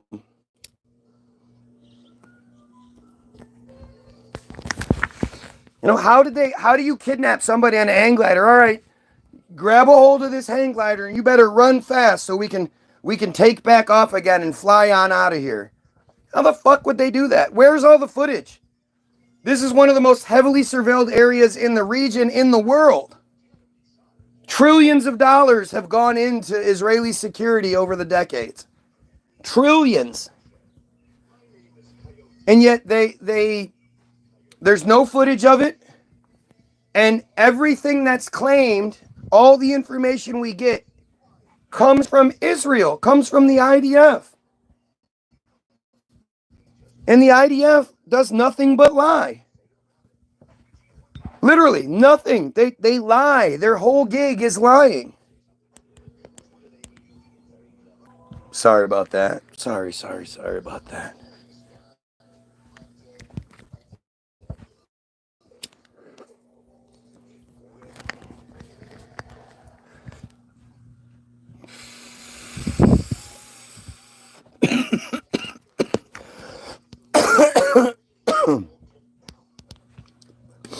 And so, if you're one of these people that's been paying attention since October 7th, you might want to start listening to people who have been paying attention for longer than that. Because if you've been paying attention to the narrative for longer than October 7th, you know how Israel works. You know the idea of 250 hostages being kept not being rescued for 594 days or some bullshit like for any amount of time. It's just not how Israel works. So there was a story earlier in the year where there was this piece of shit, dumb J Israeli kid driving around in a Corvette in Gaza, down the Gaza Strip. And he was, driving like an asshole. He was, yelling at people, running people off the road. Like he was just being an asshole. And he was drunk. And he crashed his car. And in the crash, he died. He was taken to the closest hospital, which was in a Palestinian place, or was a Palestinian hospital, where the narrative tells us that his body was stolen. They geared up, Netanyahu and they geared up. They were ready to fucking bring the October 7th response to the Palestinians just to recover one dead body. And because they have 72 hours after somebody dies to get the J into the ground by their own goofy shit, they gave a deadline and said if the body's not returned by this time, then we're going to bring the fucking hell. And lo and behold, the body was returned. And that saved, that staved off the fucking invasion, at least for a little bit. And basically, I think it was, smarter heads prevailing, thinking we're not going to be able to commit genocide over a dead body. We have to create a bigger narrative than that.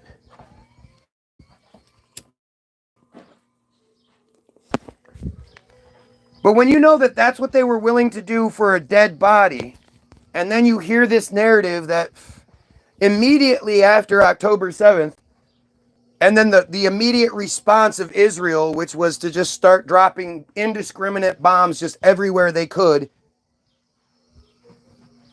And then you hear that Hamas, which is Israel, threatened or said, hey, if we'll give you all the hostages back if you just stop bombing us. That Israel didn't go, okay, we want our precious hostages back. They went, fuck you, we'll bomb you even more. And that's what they did. And they were just how did they know they weren't dropping bombs on hostages? Obviously they know that there were no hostages. Every time you see hostages rescued, it's bullshit. So the first hostages that were released, one was this old lady. And the old lady, when she was released, she turned around and shook the hands of her of her captors. Shook their hands. And then she was interviewed. And she said, this is 2 weeks after she was supposedly captured, that they were violent at first, but that was just during the kidnapping, and they've been treated really well ever since. They're given kosher meals. Each elderly person is assigned their own doctor to prescribe them the medications they need. Like, she painted this picture that just doesn't make any sense, right? Especially to think, like, the people don't get the medication they need. The Palestinians they're having to do amputations on children without any anesthetic, and like they're just it's horrendous what's happening to them, but they're treating their J hostages very, very well. And of course, this woman had no marks on her, no bruises to show, no cuts, no scratches. Because, old lady bruises heal within 2 weeks, right? Just stupid shit, right? So then the next round of hostages was released on the 50th day. And this time they supposedly released 150 hostages or something like that. Now, a week prior to the hostages being released, there was this big story about how one of the families of a hostage, a little girl, it was her birthday. And so her family had this huge birthday party for her as if she was there, even though she was in, she was they didn't even know. They didn't know, supposedly, didn't know whether she was alive or dead. But she was one of the hostages, so they had a birthday party for her. Now, her parents have been taken all over the world, interviewed, and meeting all these dignitaries and all this other shit. A week later, when the hostages are released, the little girl happens to be one of the hostages. Not only does she happen to be one of the hostages, she's the little girl that was so traumatized by what she went through that she could only speak in whispers. So basically what they were doing was banking on the heartstring, the child. She's just a child.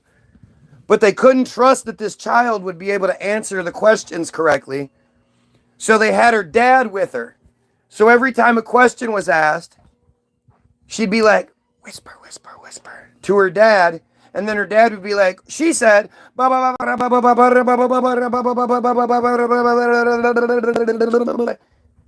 like, she clearly didn't have enough time to say all that shit. She clearly didn't say that to you. But you're going to say that's what she said. And again, you see nothing but healthy looking people, no cuts, no bruises. tan. They're tan. They're not even pasty. They're not, you know.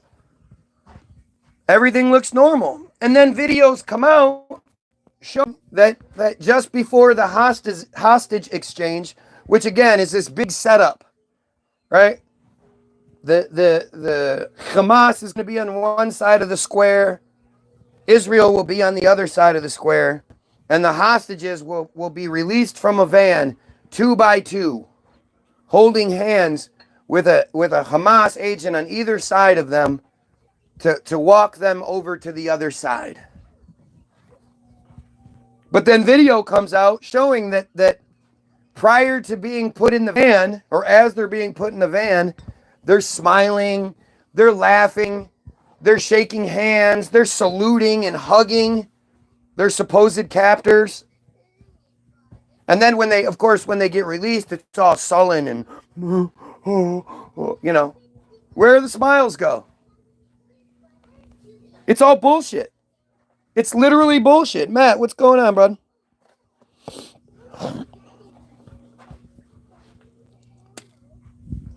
So then a few months later, you get the narrative that Israel has rescued 4 hostages.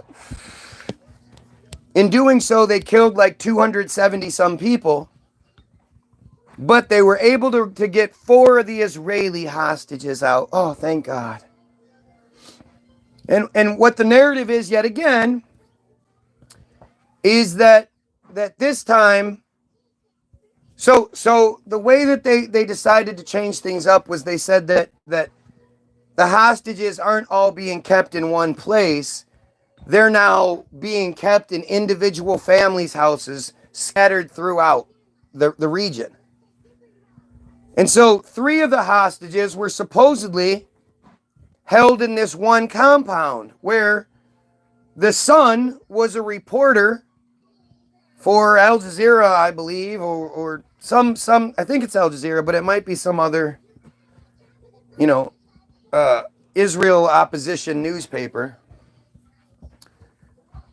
And the day before, the son had you know, published this really scathing review of what Israel was doing. The next day, the IDF shows up at his family compound where he and his generations of family live. His dad lives there. His dad is a well-known, well-respected doctor in the region. They kick in the door. They get his wife and his father, and they shoot them in the head in front of him before they shoot him. And then, lo and behold, 3 hostages are removed. Well, when interviewed, nobody in that entire town knew that they had hostages in their house. They didn't see anything weird. They weren't acting any different. You know, there was nothing to show that there were hostages. And what they say is, you know, the Palestinians aren't the only victims. The Israelis, the Israeli hostages, they're going to tell some of their victim stories. One of which is that one of the guys was standing in front of an open window, and as a punishment, he was made to lay in a bed for 2 whole days without talking to anyone. So again, this is Israeli stupid, right? This is, if you open the books on Israel, you demonize Israel stupid. They think they're telling you something when they're telling you a lot more. They think they're making themselves look like victims. But it's like, so wait, they're kept in a place with an open window where they could just escape. They weren't held in bondage. They had open windows. Why didn't they just escape? Another one of the hostages was said to have, you know, because he's a fucking J piece of shit, he washed his hands, his dirty, nasty J hands, in the drinking water. They had, you know, water set aside for drinking and water set aside for washing hands. This piece of shit decides to wash his hands in the drinking water, and as a punishment, he's also made to lay in a bed under a bunch of blankets when it's really hot for a whole day. So again, they're telling you that the hostages have beds, have blankets, have drinking water, hand washing water. The fourth hostage was in a different house down the street. And her thing was, oh my gosh, do you know what they made her do?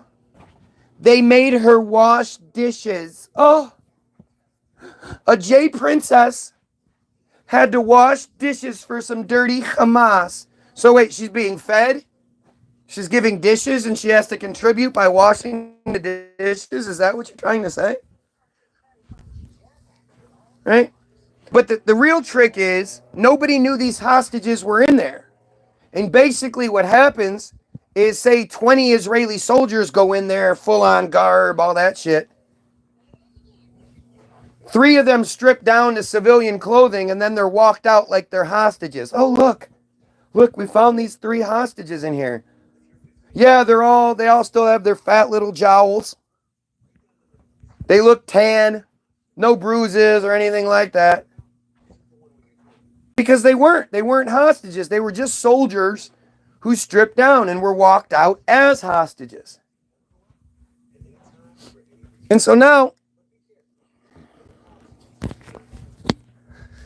if you look it up, it's hilarious because there are 2 hostages that apparently Hamas keeps giving cameras to and letting them, like, these 2 people have been a part of the Hamas film presentation since the supposed kidnapping on October 7th. Instead of showing a multitude of different hostages and how they feel and all this other shit, it's the same 2 over and over again. And so they're changing it up though. Now they're saying that the hostages were kept in a underground tube that was 40 feet long by 3 feet wide. And they were kept with their hands and feet bound in plastic bags around their heads. And it's just stupid. You know, the guy that's saying that, again, he doesn't look all gaunt and pale and pasty and weak. Nope. He's out there looking like he'd been out in the sun. Like everything's fine with him. When you look at the difference between hostages released by Israel, you know, the Palestinian hostages, as opposed to the supposed hostages released by Hamas, the Israeli hostages look like nothing's ever changed. Like they were, they went shopping the day before. The Palestinians will be weak and shaking and bruises and cuts and beat up and skinny as fuck and, telling stories of being raped and having shit shoved up their ass and all this. Like the difference is night and day. And yet you choose to believe it.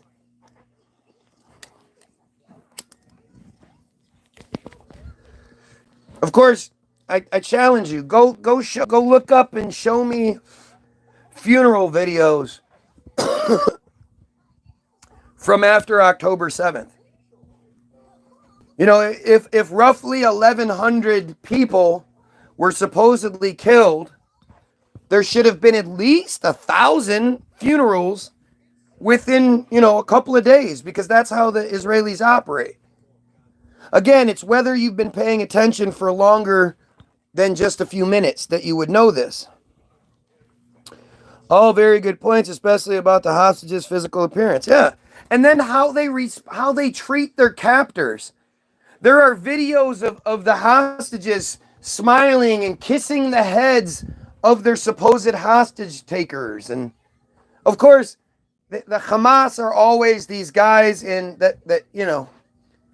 they look like Israelis, except they have their faces covered by a balaclava and they have a bright green headband on their heads, which, if you were trying to kill them, that's probably the worst thing you can have, is a bright green headband saying headshot, headshot. But every time that you see these videos, Israel then claims that the people were under duress. They were forced to do that. And sure don't look like they were forced. They're cheering and they're smiling and they're, again, fat jowls. The first thing to happen is you lose this. You get skinny, you get gaunt, and you lose this chub here. They don't.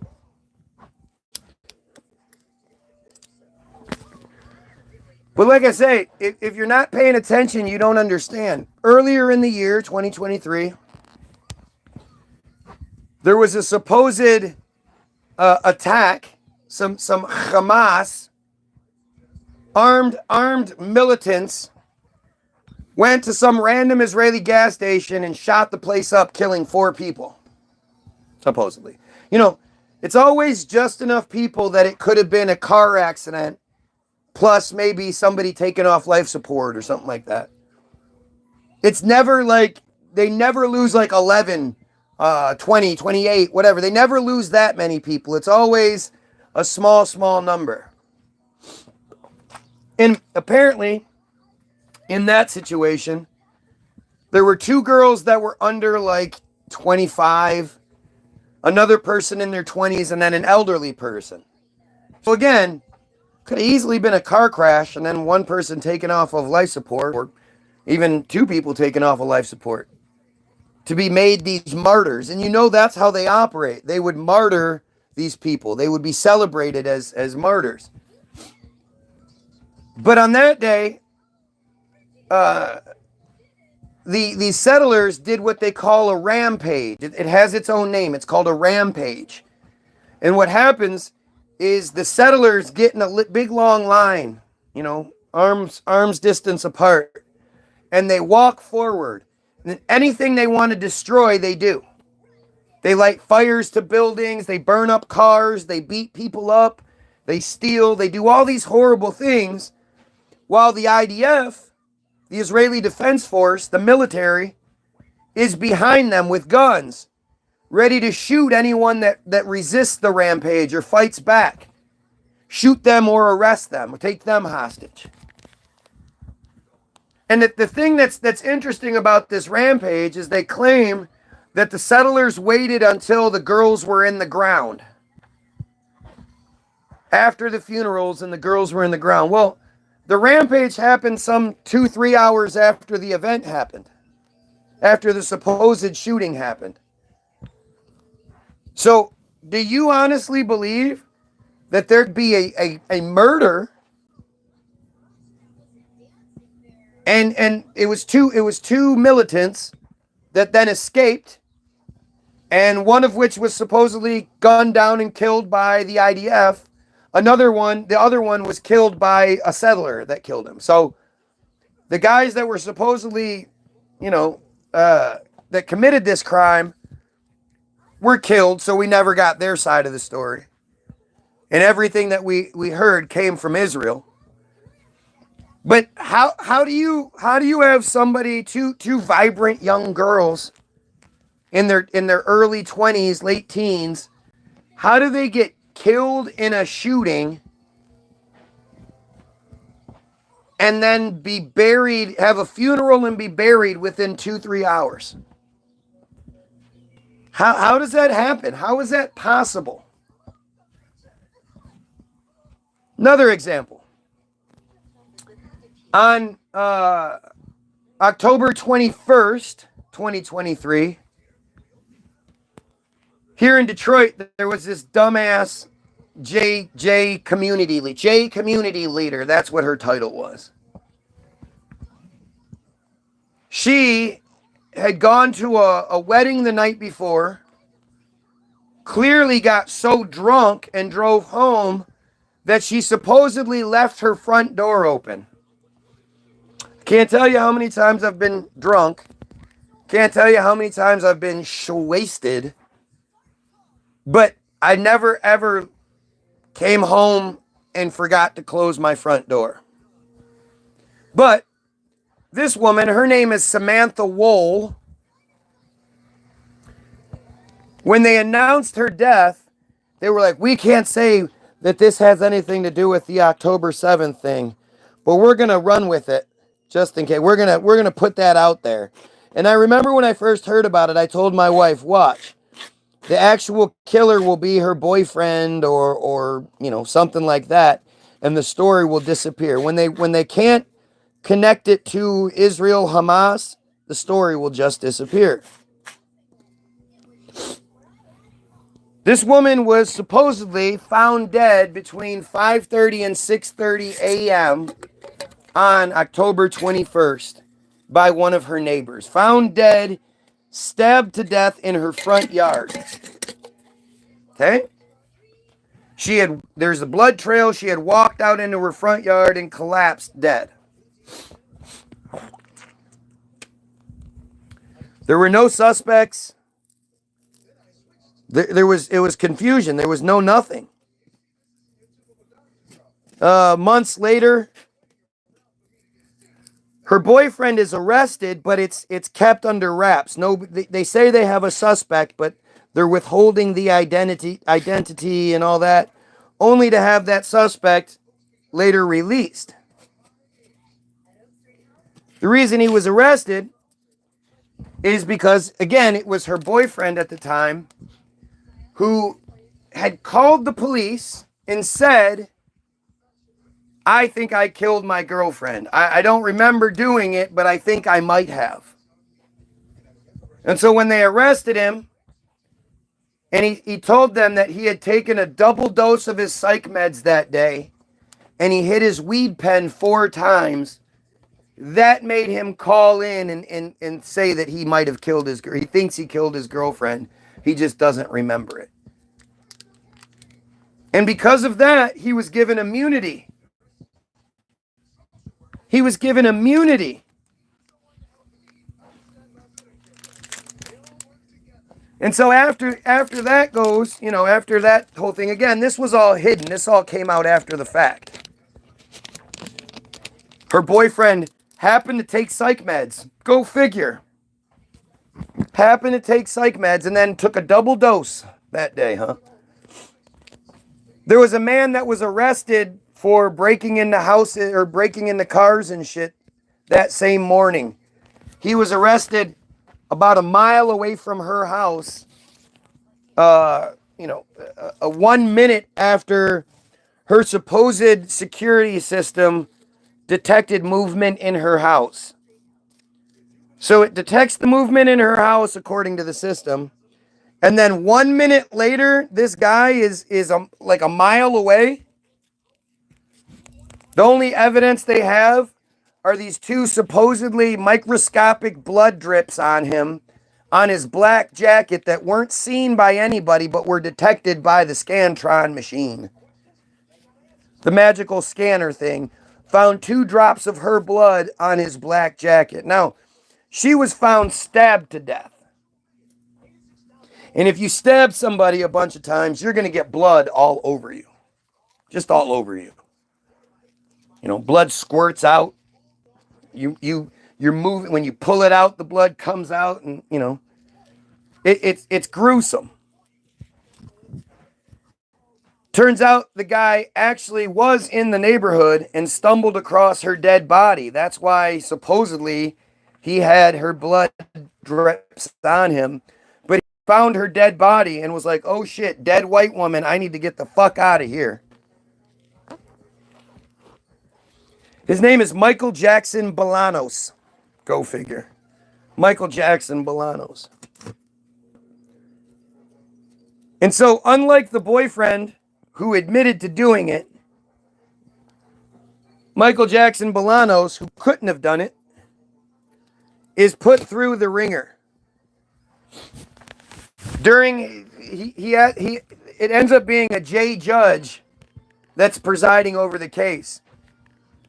And the defense actually asked the judge to recuse himself because he clearly has stake in this.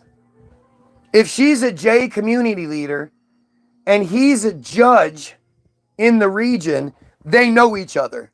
Like, there's no question of whether they know each other or not. He denies knowing her, of course, because Jays are fucking liars. But throughout the trial, the judge is doing all this crazy shit. The prosecution, most prosecutions won't prosecute something unless they know they can win, unless they have a rock solid case. Well, the judge is insisting that it be a hate crime, that because it was a J woman that was killed by a black man, it's now a hate crime. And he's trying to add all of these stipulations and shit, and the prosecution's like, we can't prove that. And the judge is like, I don't care. You add these charges. You add all these, kept adding charges, kept interrupting, like opening statements and shit. The judge would interrupt. That shit doesn't happen. The judge doesn't interrupt opening statements. That's not how that works. But throughout the trial, the judge was just doing all of this shit that just would not be tolerated, especially if it was in reverse. Especially if it was a J that was on trial. You couldn't do it. Show me the time. Show me the instance where a J has been convicted of a hate crime. Right?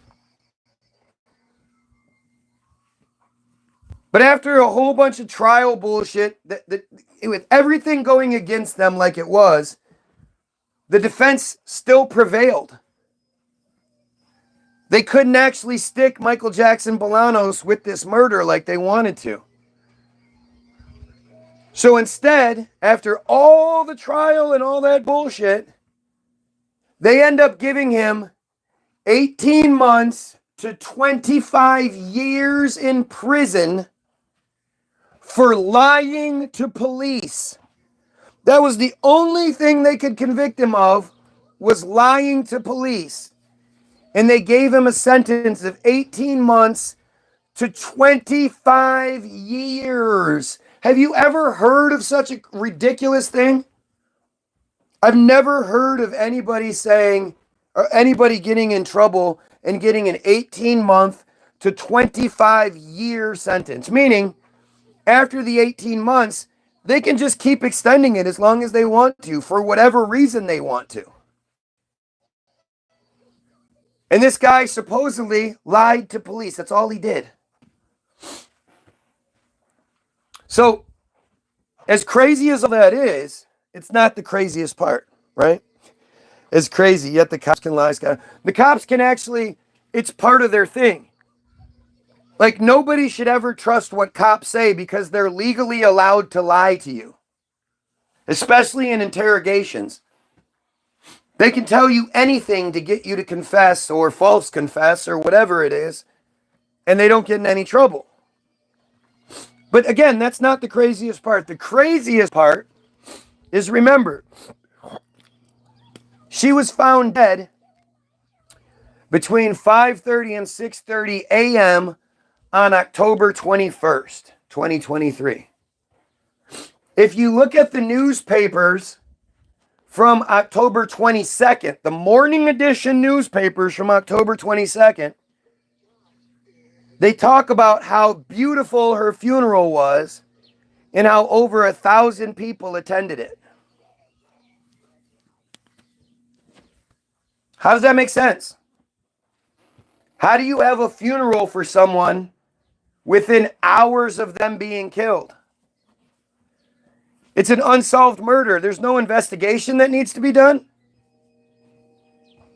There's no, they don't need to look at there's no autopsy. There's nothing like they don't know. They don't need to figure everything. There's not previous crimes, previous autopsies that need, like she, not only is she killed, she happens to go to the top of the list of autopsies and all the other shit freezes so her shit can be moved up. How does that work funeral wise? What funeral home is prepared to do a giant 1,000 person funeral within hours of said death? How do you even prepare the body? Clean the body, dress it up nice so that it can be, presented, or the hole was dug. When did all the other holes that had to be dug that day were put on hold so So this one J Bros hole could be dug? Yeah, cover up BS. Hard not to see it nowadays with how obviously fake every narrative is. Right. And the access that we have. Prior to us having cell phones and internets, we literally relied on them for every aspect of every narrative. That's why when I was growing up, every single year we would have a month-long history lesson on the Holocaust and blah, blah. Every single year it would be at least a month-long lesson plan where we would have to regurgitate every bullshit narrative they wanted us to so we could get paid. So our paycheck, our grades would be okay. You weren't encouraged to question it. If they did bring up the deniers, they'd be like, oh, well, there are these horrible people out there that deny the narrative. Narrative doesn't make any sense. It's fucking stupid. But let's go back to Samantha Wool, right? How do you have a funeral for a community leader within hours? Are you telling me that she had no relatives in Israel or anywhere else in this country, in Florida, New York, that would have wanted to be at the Arizona at the funeral? Does that make sense? How did everyone that went to the funeral, how were they, one, contacted and told about said death and then funeral? How did they drop what they were doing, leave work, like all of it, to go to a funeral that for somebody that died a couple of hours earlier? Or was found dead a couple of hours earlier? Show me another narrative where it works that way. That's non-J, of course.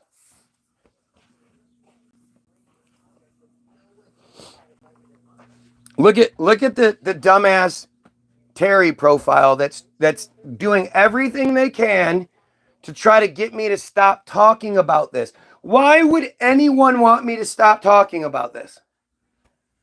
Why would anyone in their right mind not be like, wow, that's kind of fucked up? How does that happen? Other than some dumb J who's desperately trying to get us Goyim to stay on track, how does that make sense? What red-blooded American is going to hear this narrative and be like, yeah, I believe it. Yeah, funeral happened a couple hours later. That totally makes sense. Why not? Just think about all of the particulars, the autopsy, the preparation, the funeral. How does all that happen within a couple of hours? It doesn't. It really doesn't, right? And so when you look at the October 7th bullshit, well, then there should have been at least 1,000 funerals within that first couple days, right? Another example. You guys remember the synagogue shooting? There were 2 of them, 6 months to the day apart.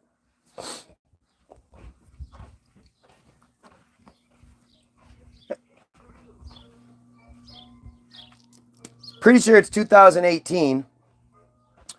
But the first one, yeah, it's 2018. The first one was in Pennsylvania, the same neighborhood where, COVID was the big outbreak and measles was the big outbreak. The same small J neighborhood that's always involved in the theater one way or another. Yeah, it was in that little area.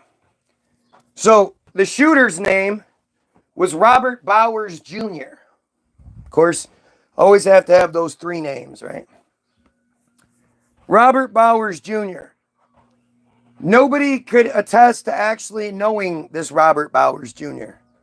Nobody had seen him.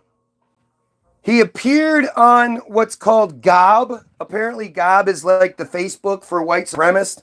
I'd never heard of it, but apparently he had. And so if you know that it's the Facebook for white supremacists, you would think the FBI and CIA would monitor it pretty heavily, right? But this guy appears in January of 2018 on Gob, and he's talking about, I hate the Jays. The Jays are, he's posting all this Jay stuff. He, at some point, posts a picture of 2 pistols. And then the day that this attack happened, he posts a picture of the pistols and says, all right, that's it. I'm going to go do something about this. So on a Sunday, strangely enough, not a Saturday, on a Sunday, he goes to the synagogue. Again, it's all hearsay, but he kicks open the door. The first responder said it looked like the first 6 people were in a straight line when they got shot. And they just all sort of laid down in a line, a perfectly straight line. Basically, they were drug into position. It looked like they were all, he said, it was weird. They all just looked like they were all in a straight line and all just got shot in a straight line. He supposedly goes to the synagogue, does this shooting where the average age of everyone killed is like 72 years old. And it's only that low because 2 of the people killed, the 2 youngest people killed, were a 59 and 61-year-old. They were brothers, and they were both retarded. And their parents had just died, so they had become a ward of the state, right? But they were the 2 youngest. If not for them, the average age killed would have been like 82 years old or some shit. So this psychopath who wants to cause as much trauma as possible, terror as possible, goes to a synagogue on a Sunday, not Saturday, and only shoots elderly people. Now, again, if you look at it from a skeptical point of view, it was only like 13 people killed or something like that. If they have 72 hours to get the people in the ground, the thing happens on Sunday, that means if they pulled a bunch of people off of life support, maybe there was a car crash, maybe whatever it is, pulled people off on Friday, Saturday, and then Sunday morning. They say to these Jays, hey, your family member is elderly. You know, they've been on life support for X amount. Can we use them as martyrs? Of course they're going to do it.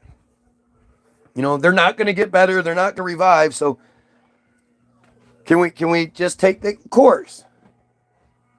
But Robert Bowers Jr. shoots up the synagogue.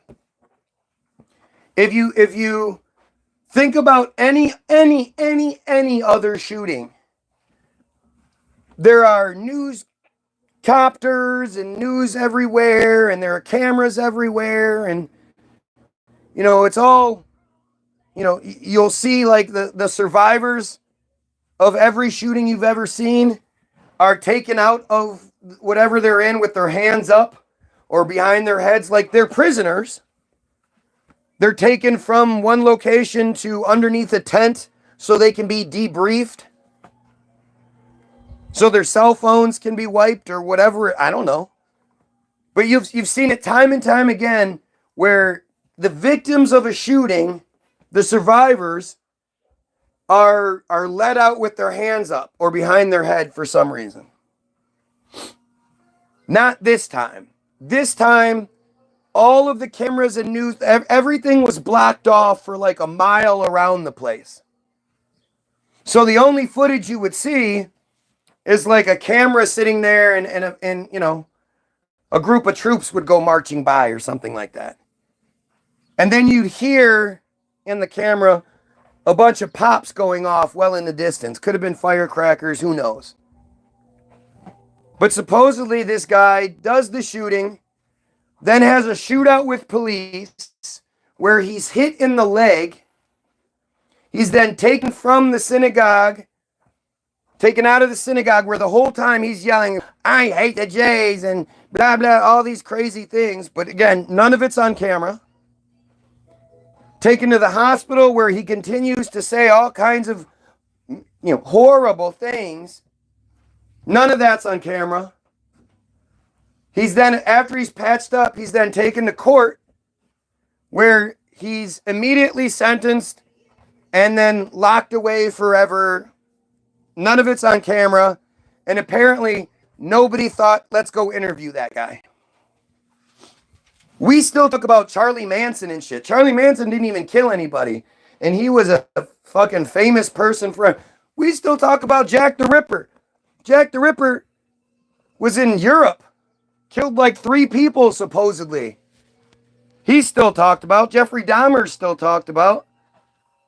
You know, you name it. There's all these celebrity killers from back in the day.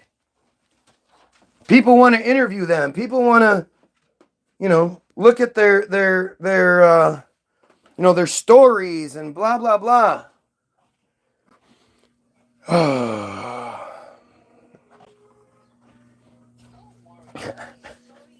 You know about my family, huh, Terry?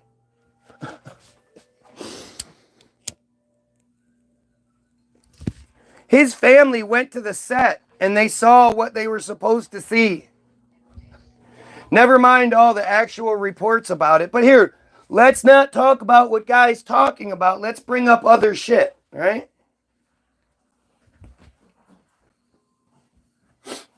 Afterward, Robert Bowers, they go to the neighborhood where he lives. He lives in what's considered like a transient hotel, motel. One of those long stays, extended stay, transient hotels. The owner never saw the guy.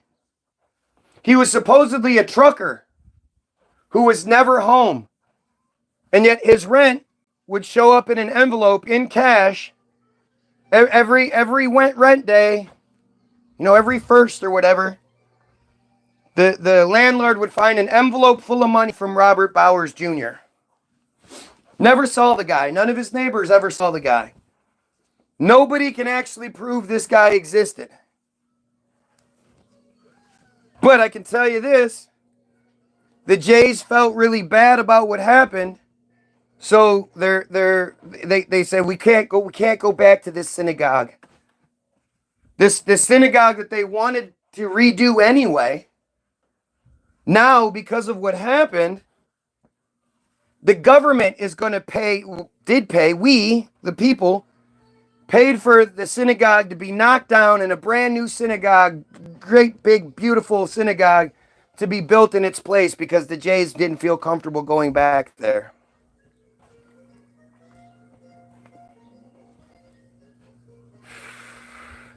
And of course, shooting happens on a Sunday. On Monday, half the people are buried. On Tuesday, the other half were buried. And then the story goes away. Basically, everybody that died between Saturday and Sunday were buried on the Monday to fit into that 72-hour window, while the rest were buried on the Tuesday. You know, still, none of those people, there was no autopsies necessary. There was no investigation. The funeral homes, they were just ready to go to be able to handle 6 people all killed in one day and buried. And like, are you kidding me? Do you know how stupid that is? It's not like they knew these people were going to die, so they had all the preparations. You know, this was supposedly all these people were killed by surprise. And yet the funeral was able to happen.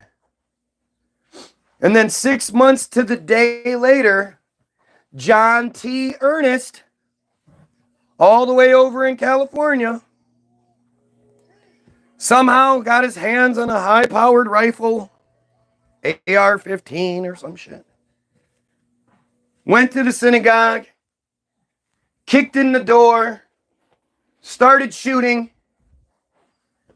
hits one lady who dies, goes to shoot the rabbi, who apparently grabs at the muzzle of the gun and has his finger blown off. His one finger gets blown off.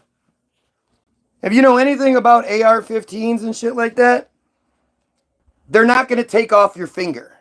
They're going to take your whole fucking hand off. But nope, just his finger got blown off. And according to him, after his finger got blown off, he was, quote, carrying children outside to safety. The guy that got his finger blown off, who would be bleeding profusely, supposedly carried children, multiple children, out of harm's way. He's then interviewed later on in the day where he has this blue and white cast on, and he's talking about, we need unity, we need to, and he's raising that hand. Now, I've had my hand operated on many, many times. And when they put the nerve block in your arm to be able to operate, that shit lasts for long after your operation, and your arm it's weird. You'd think like a nerve block arm would just hang there. It doesn't. It like sways all over the place, and you know, it's just like blah, blah, blah, blah, you know. But he kills the woman and then shoots the rabbi's finger off. And I guess there was a cop or something in the audience who got out a gun and started shooting back. And just as that was happening, John T. Ernest's gun jams. And so he runs out, back out the door he came in, gets in his car, drives down the road, and calls the police on himself. Tells them what happened. They say, okay, we'll pull over and wait for the police. So then he does.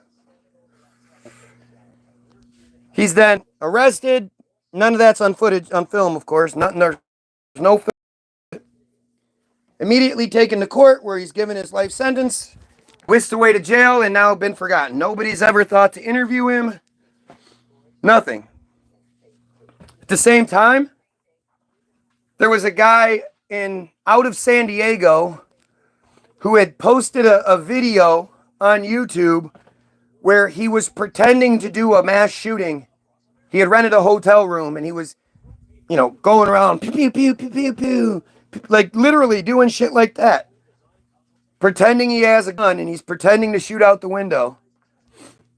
And he uploaded this shit and like, you know, it was just there. And like 6 months later, when they needed it to be a big deal, it becomes a big deal. He gets arrested. And the news sends people to go interview him. This guy never killed anybody. He was arrested over some bullshit. And the news interviewed him. Not one person from the news wants to know about John T. Ernest or Robert Bowers Jr. Nobody wants to interview these guys.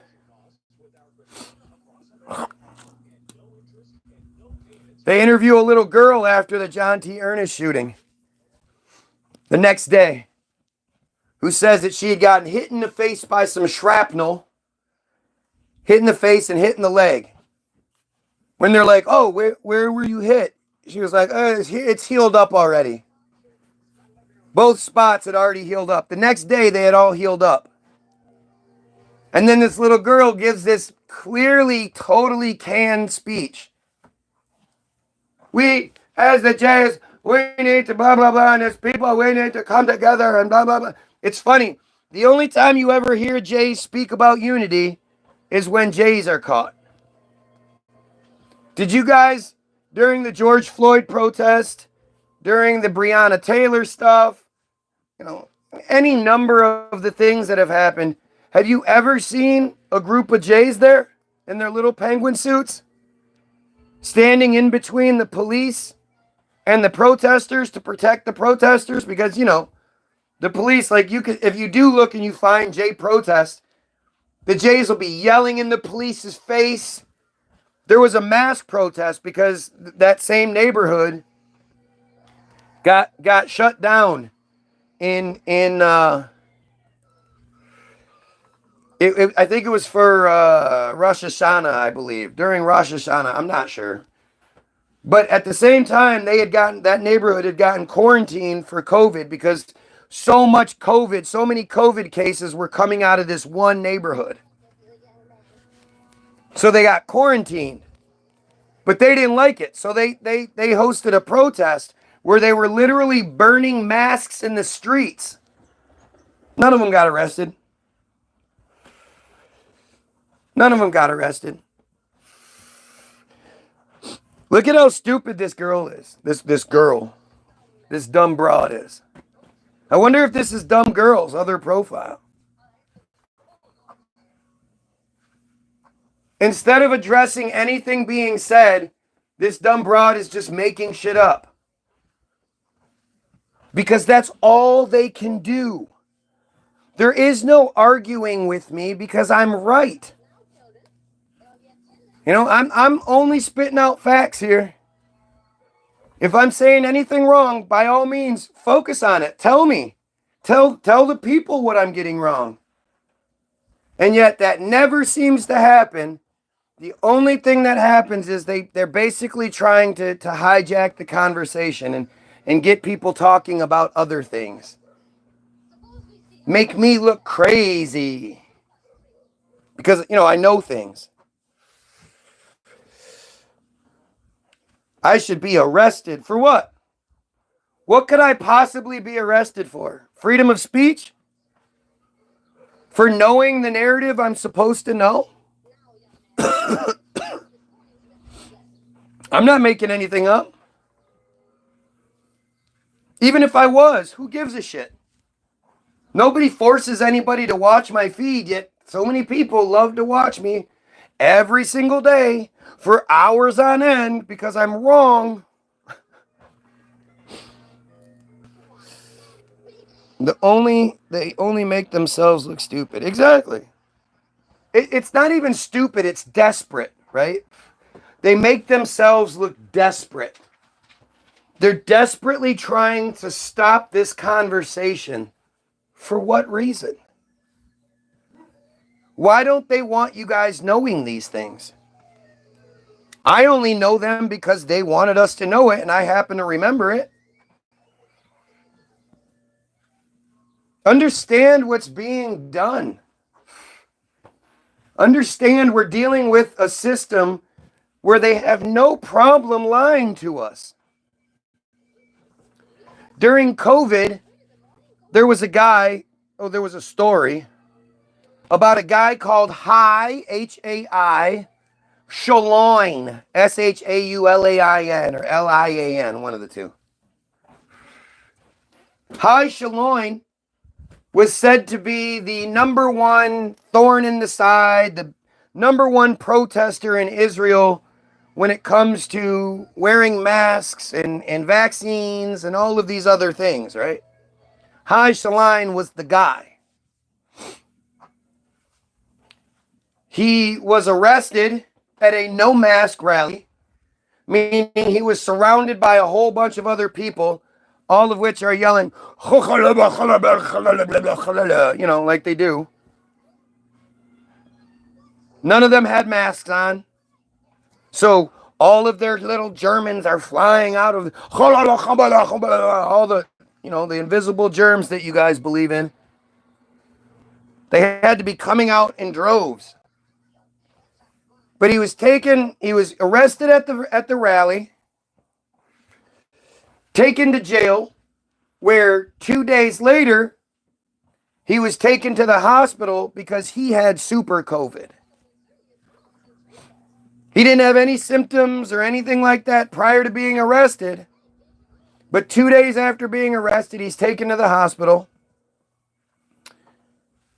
7 days later, 7 days later, which is a Saturday, apparently he's allowed access to a phone or a computer or something. He's a prisoner, but he's in the hospital, so he has access to something somehow, where he releases a statement saying that he's too sick to speak or respond to people. But with God's help and time, in 2 or 3 weeks, he should be able to get through this. However, if he doesn't, it's because the police poisoned him. This is the statement he puts out. That the police had killed him. Isn't it amazing? I have 9 likes and 11 views. Don't you think the video that has 9 likes doesn't, like, the more likes you get and all that, doesn't that mean more people are going to get access and see the video? Shouldn't the numbers be growing? Kind of weird, almost like it's censorship. But he says that the police poisoned him, and that, you know, again, he's too sick to actually, like, show himself or speak so people know it's actually him and he's alive. And the next day, he dies. So, from the time he was arrested to the time he died was 10 days. Do you know, and actually the time he was taken into the hospital to the time he died was 8 days. Do you know anybody that was fine and then 8 days later they were dead from COVID? Did you hear about anybody else that had that super COVID like that? Nope. But after the fact, of course, his funeral was the very next day, somehow. After the fact, I thought, this guy is the #1 protester. He's the largest thorn in the side of the Israelis. He should have a pretty significant social media footprint, don't you think? But just like Thomas Matthew Crooks, the 20-something that supposedly shot Trump, he has 0 social media footprint. You can't find a single story about this #1 protester, anti-vaxxer guy. No Facebook page, no Instagram, nothing. Almost like he never existed. After the fact, none of his family, none of his friends came out and said, hey, this guy said the police poisoned him. We need an investigation. No. Nobody. Nobody that was at that no mask rally that was all right next to Hajj, not one of them went to the hospital 2 days later and died 8 days later from super COVID. They literally made the whole thing up. And it was to show you that they'll kidnap you and kill you. And even if you say you were poisoned by the police and all this other shit, nothing will happen. That's what that narrative was supposed to tell you. That the IDF will do whatever the fuck they want to do. But it was all completely made up.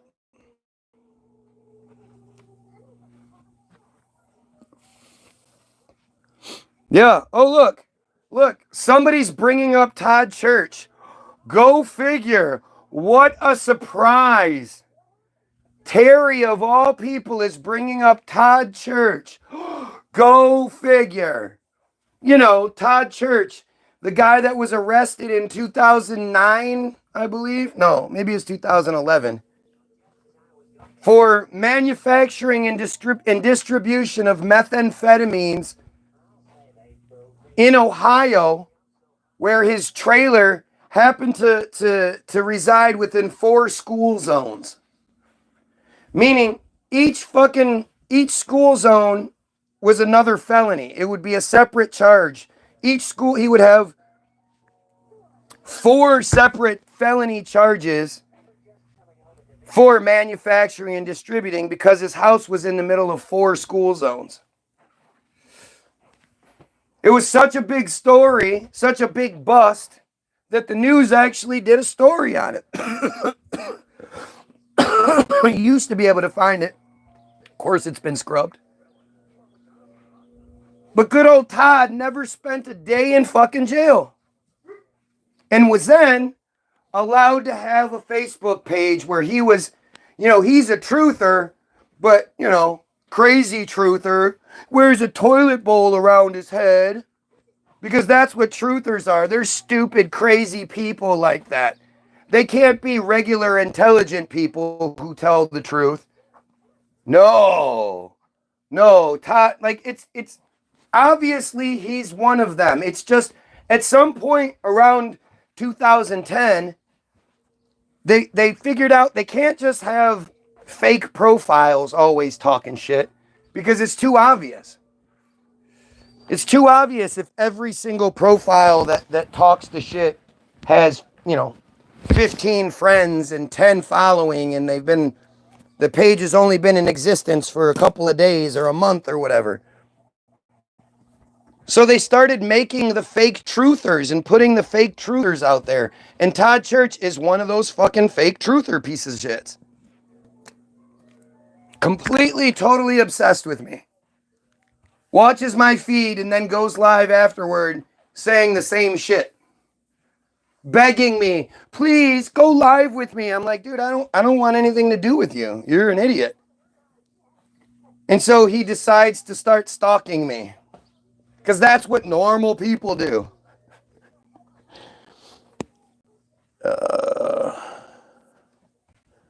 Ignore most of these people, they're bots and dragging attention away from the topic. No, they are the topic. That's what you don't understand. They are just another avenue of it. What real people are going to do just that? What real people are going to hear the seriousness of this conversation? Exposing the pedophiles, exposing the J lies. And instead of engaging in the conversation, either to support or intelligently deny, they're going to try to distract instead. Make it make sense. And of course, they're fake profiles, and it's Team Jorge, and Team Jorge is such a big part of this narrative. Team Jorge is just one Israeli Black Ops organization that was exposed in 2022, 2023, and bragged about having 30,000 bot profiles at their disposal at any time. Now, if you go look, you'll see a bunch of stories about Zuckerberg talking about them book, actively removing bot farm accounts, bragging about how they got rid of 1,000 profiles out of China, 800 out of Philippines, shit like that. Not a single story about how they removed a bunch of bot profiles from Israel. And 1,000 was out of China. Tal Hanen, Team Jorge's representative, he bragged about having 30,000, and that was just one Israeli Black Ops organization. There are countless Israeli Black Ops organizations that are focused on cyber fucking hacking and espionage and troll farms and shit. But just one of them that wasn't even disbanded or anything, it was just exposed. It's still in existence. Just one Israeli company had 30,000 plus back in 2022, so they probably have a lot more. And not a single mention of that by Facebook and how they're trying to trying to get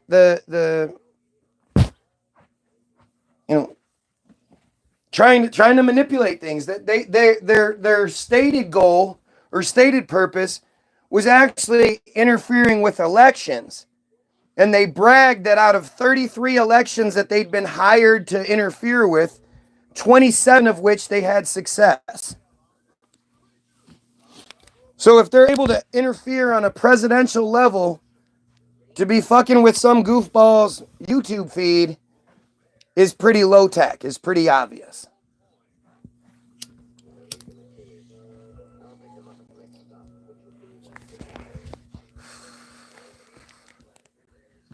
It's all J conspiracy bullshit, man. Everywhere you look.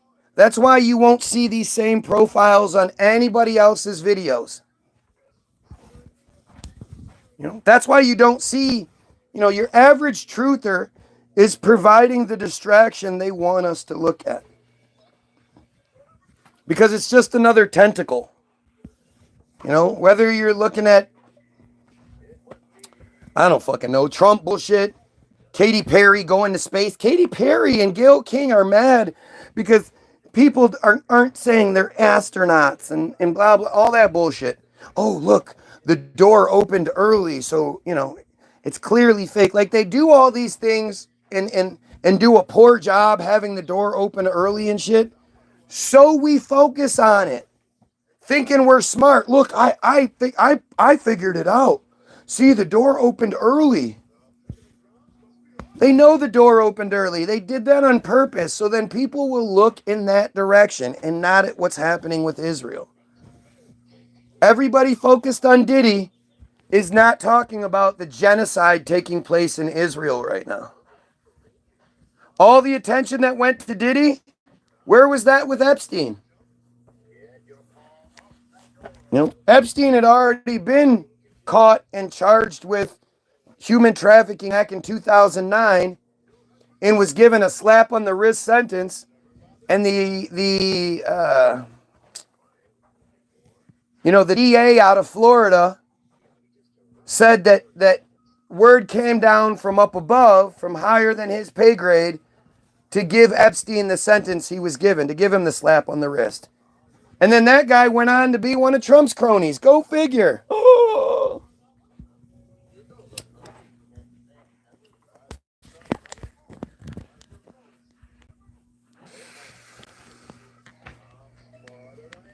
You know, just look. It's all right there. It's not one of the biggest things that they've done. One of the best, weapons they've created was convincing us that the conspiracy is some supernatural, devil worshiping, well beyond your comprehension conspiracy. And then it's the devil, and it's the devil worshipers, and the 666, and the blah blah blah blah blah, all this shit. And instead of you thinking, it's the Jays that we can see that are doing this. Oh no, it's the deep state. It's the deep state. It's the Zionists. They give you these terms so that you don't blame the people clearly in charge. It's not that fucking, it's not that complex. The idea that the Jays control things and they're weak and inferior both mentally and physically. The thing that separates them is their ruthlessness. They're willing to do things like starve an entire population, which they're absolutely doing right now. Instead of you thinking it's these Jays, it's the Netanyahus and the Bezalel Smotriches and the Itmar Ben-Gvirs and they're fucking puppets like Trump. Nah, you think it's the deep state. It's the one you can't see. And they're worshiping the devil. And then I guess the devil is giving them superpowers. And the God that you worship is just comically powerless because the handful of people that worship the devil are able to control everything. And all of these Christians out here are just suffering left and right. Seems pretty fucking backwards if you ask me. Well, YouTube won't let me talk shit on Jays. They removed my comment outing Israel. So use numbers where the vowels go. Use ones and threes and in at symbols and shit to say your point so that they don't, so that whatever bot it is that's doing it doesn't pick it up. Now, of course, it's not just bots that are monitoring my page at this point. There has to be the human interaction as well. But, you can do what you need to do. You can make it work. It's all right in front of us. It's like what we talked about yesterday, If vaccines came with the warning that there was a chance that you could get polio from the vaccine, you'd never take it. Nobody'd take that shit. But if they changed the name to GBS And it's something that most people can't even say, Guillain-Barré. Guillain-Barré? Is it the Guillain-Barré? The Guillain-Barré syndrome. Most people aren't, because of the psychological aspects, you don't want to sound dumb in front of your doctor and ask, what's with that Guillain-Barré? What, I can't say, what, you don't want to admit that you can't even pronounce it, so you don't bring it up. And you don't know what you're looking at. They'll say in the commercials, increased risk of Guillain-Barré syndrome. You don't know what that means. Yeah, what's Guillain-Barré syndrome? You're not even going to go know how to look it up. How do you spell Guillain-Barré? You're not going to look it up. You're going to see it and go, oh, yeah, okay. It's like the consent forms that people sign. You sign a consent form saying you understand this, that, and the other. You don't understand it. And it would take forever for them to explain all the pieces to you, so they don't even try. They just have you sign something, and then you go, and then when you have problems, they go, oh, well, you signed it. See there, you signed something. They literally cancel all my comments. That's funny. I have 9 views on 8 likes. I had 9 likes, but I guess somebody didn't like it. They love to remove my likes.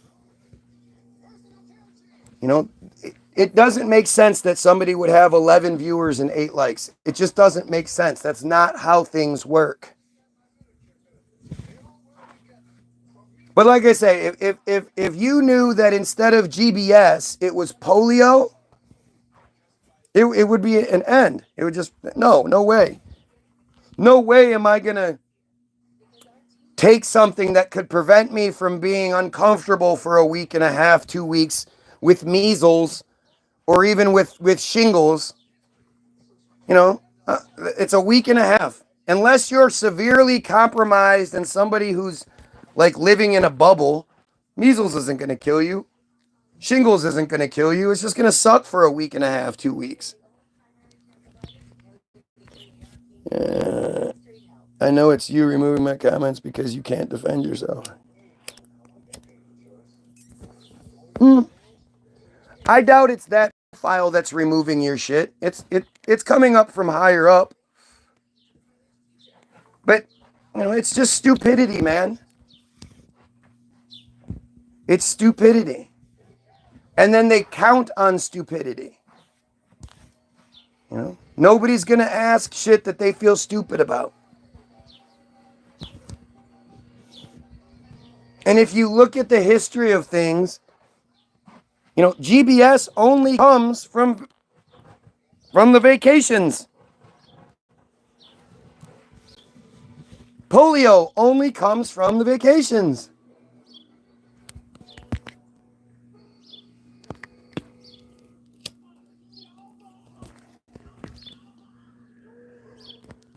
It's all by design. It's all a design, and it's all there to make us feel and look stupid and, you know, bow down. We're supposed to bow down. You don't see anybody out there trying to argue that Israel is the good guy and Israel is justified and the Jays are good people, and you don't see anything like that. You get pieces of shit like Michael Rappaport. What I would not give to have a debate with dumbass Michael Rappaport. That guy should have never been a famous actor. He was terrible. He was a terrible actor. You know, but he was the white guy who played basketball and spoke like he was from the hood. He was interviewed last year sometime talking about we need to rescue our hostages, and you know, he put out this video. The last thing I saw of him was a video that he put out where he was apparently in Israel and he's singing this song, If you hate Jays, then you know what say Zionist. If you hate Jays, then you know what say Zionist. If you hate Jays, then you know it, but you're too afraid to show it. If you hate Jays, then you know it say Zionist. And then he shows that he's in Israel. He like turns the camera and looks out this balcony he's on. These guys never actually make any reasonable. No, we're not bad people. You know, we don't poison wells. We don't do blood libels where we bleed children and then use their blood for our rituals. You don't have Jerry Seinfeld, John Lovitz, James Woods. All of these pieces of shit have come out, you know, supporting genocide. Why are they not totally canceled?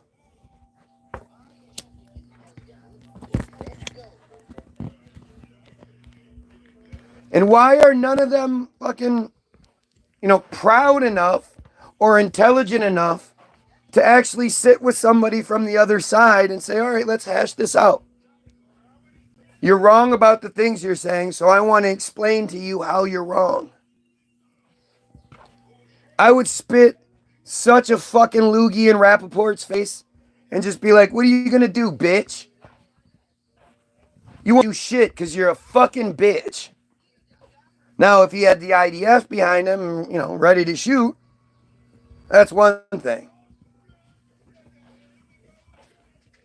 But these guys are they're just cowardly, horrible fucking people, man. They're horrible, horrible people.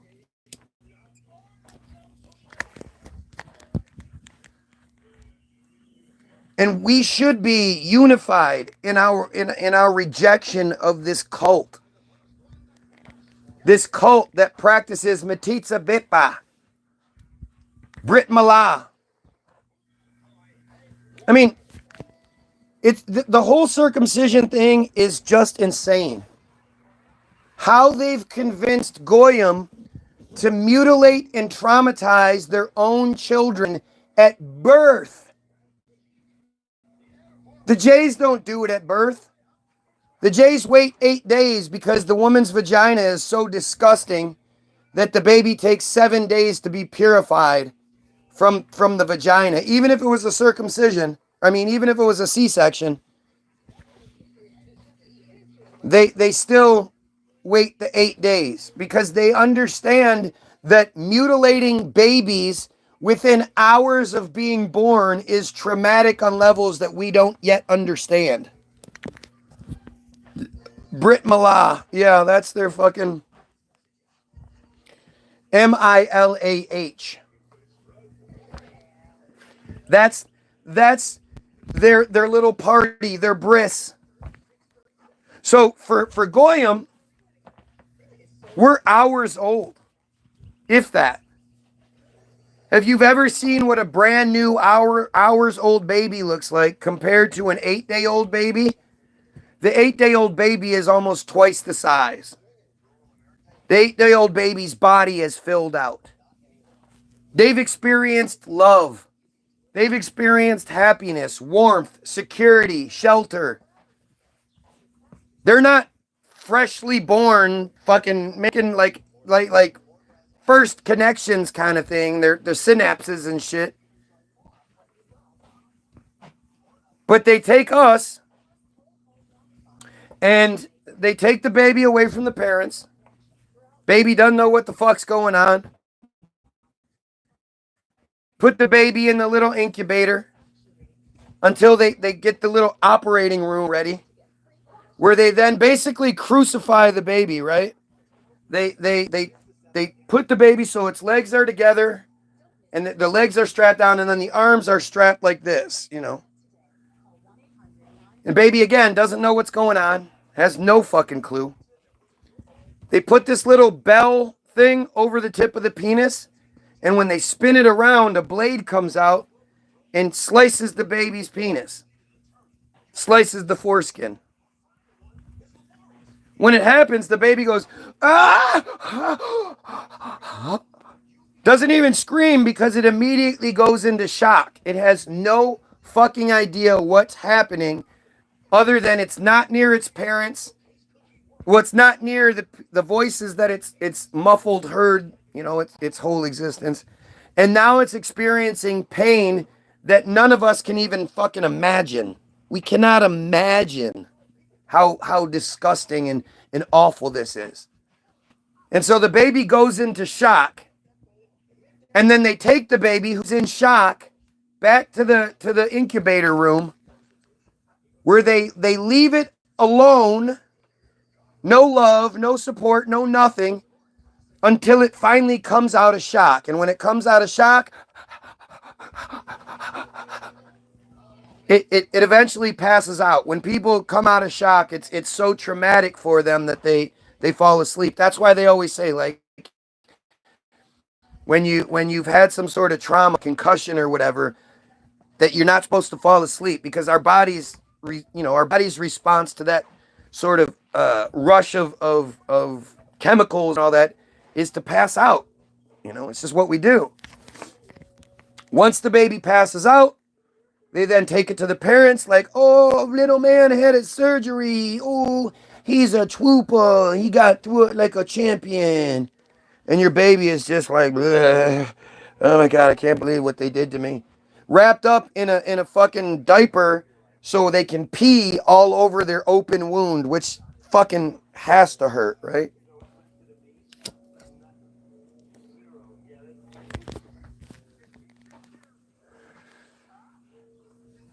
Circumcision, there's no medical necessity for it.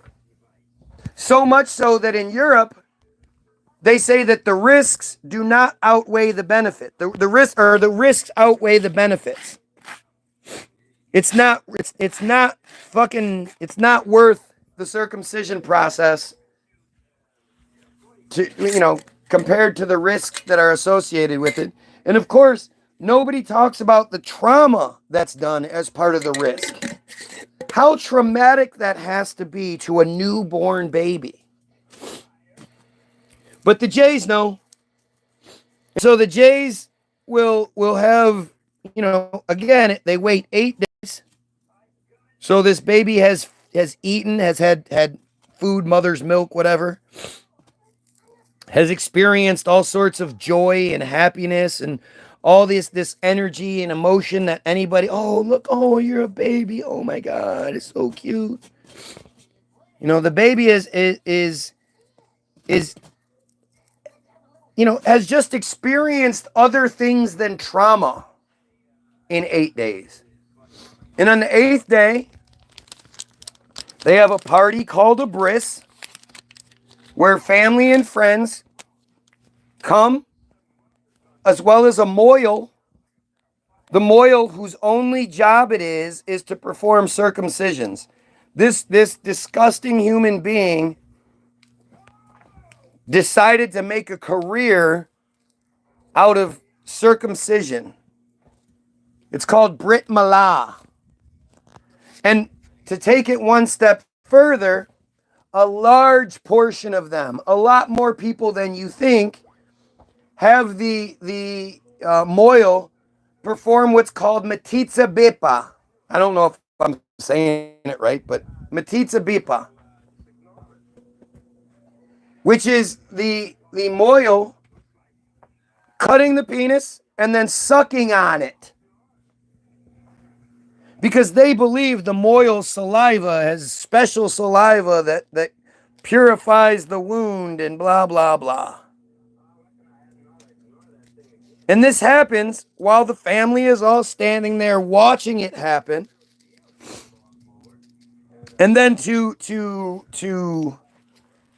try to outweigh the trauma, they then pass the baby around to all of the loved ones who are, they go into it, they're supposed to be overly joyous. So all of the people are like, hey, you did it. You're so great. We love you so much.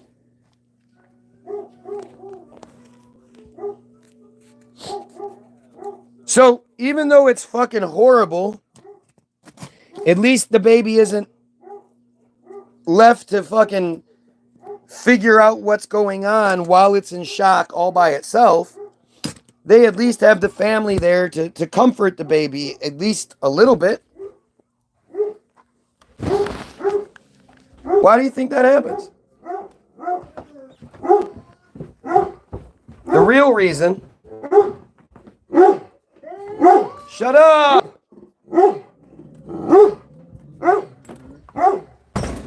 Yes.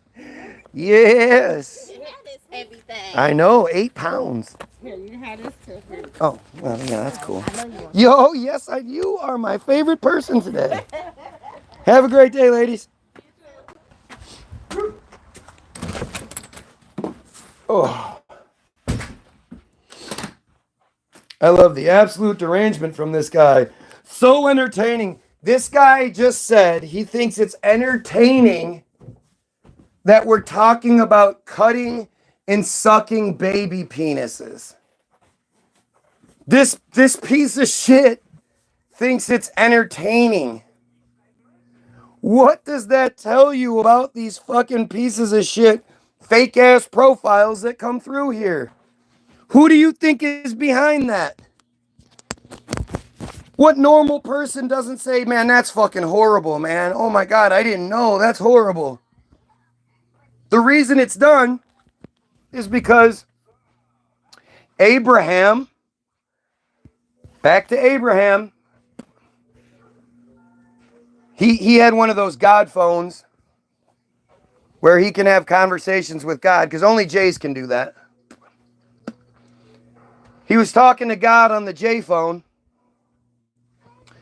and God promised him that he would never ever destroy, because this is just after the Noah story, that he would never destroy the earth again. Actually, it's after the Sodom and Gomorrah story, I believe. Or no, this is just before Sodom and Gomorrah, my bad.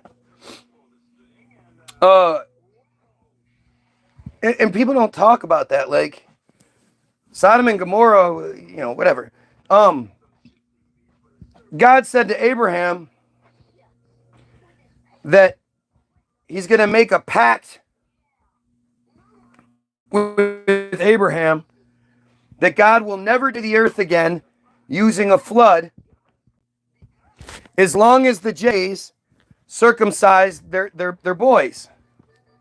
And as a bonus, circumcise their slaves and shit. But the most important thing is that the Jays do it. And that will keep the earth from being destroyed. And God will honor that pact by showing us rainbows. That's what rainbows symbolize. God's not going to destroy the earth again. So Abraham circumcises himself. Then he has like 90 some slaves, or I don't remember what the exact number is. But he then pulls all of his slaves out and he said, hey, you guys, you got to come here. God said he won't destroy the earth again as long as I circumcise you. So Abraham then performed all the circumcisions on not only himself, but all of his slaves. So basically, the Jays do it to keep God happy.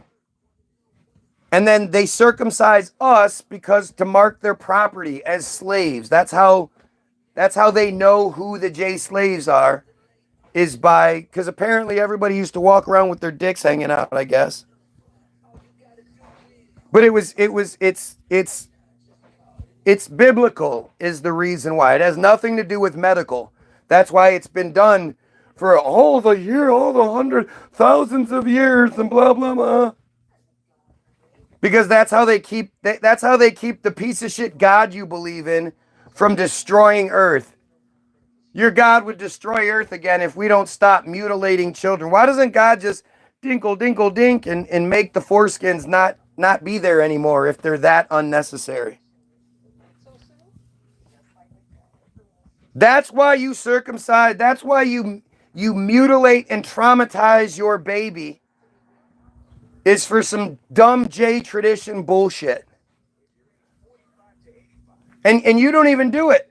Most of the time it's a J doctor that's going to mutilate and mark your child as a slave, as another one of the slaves.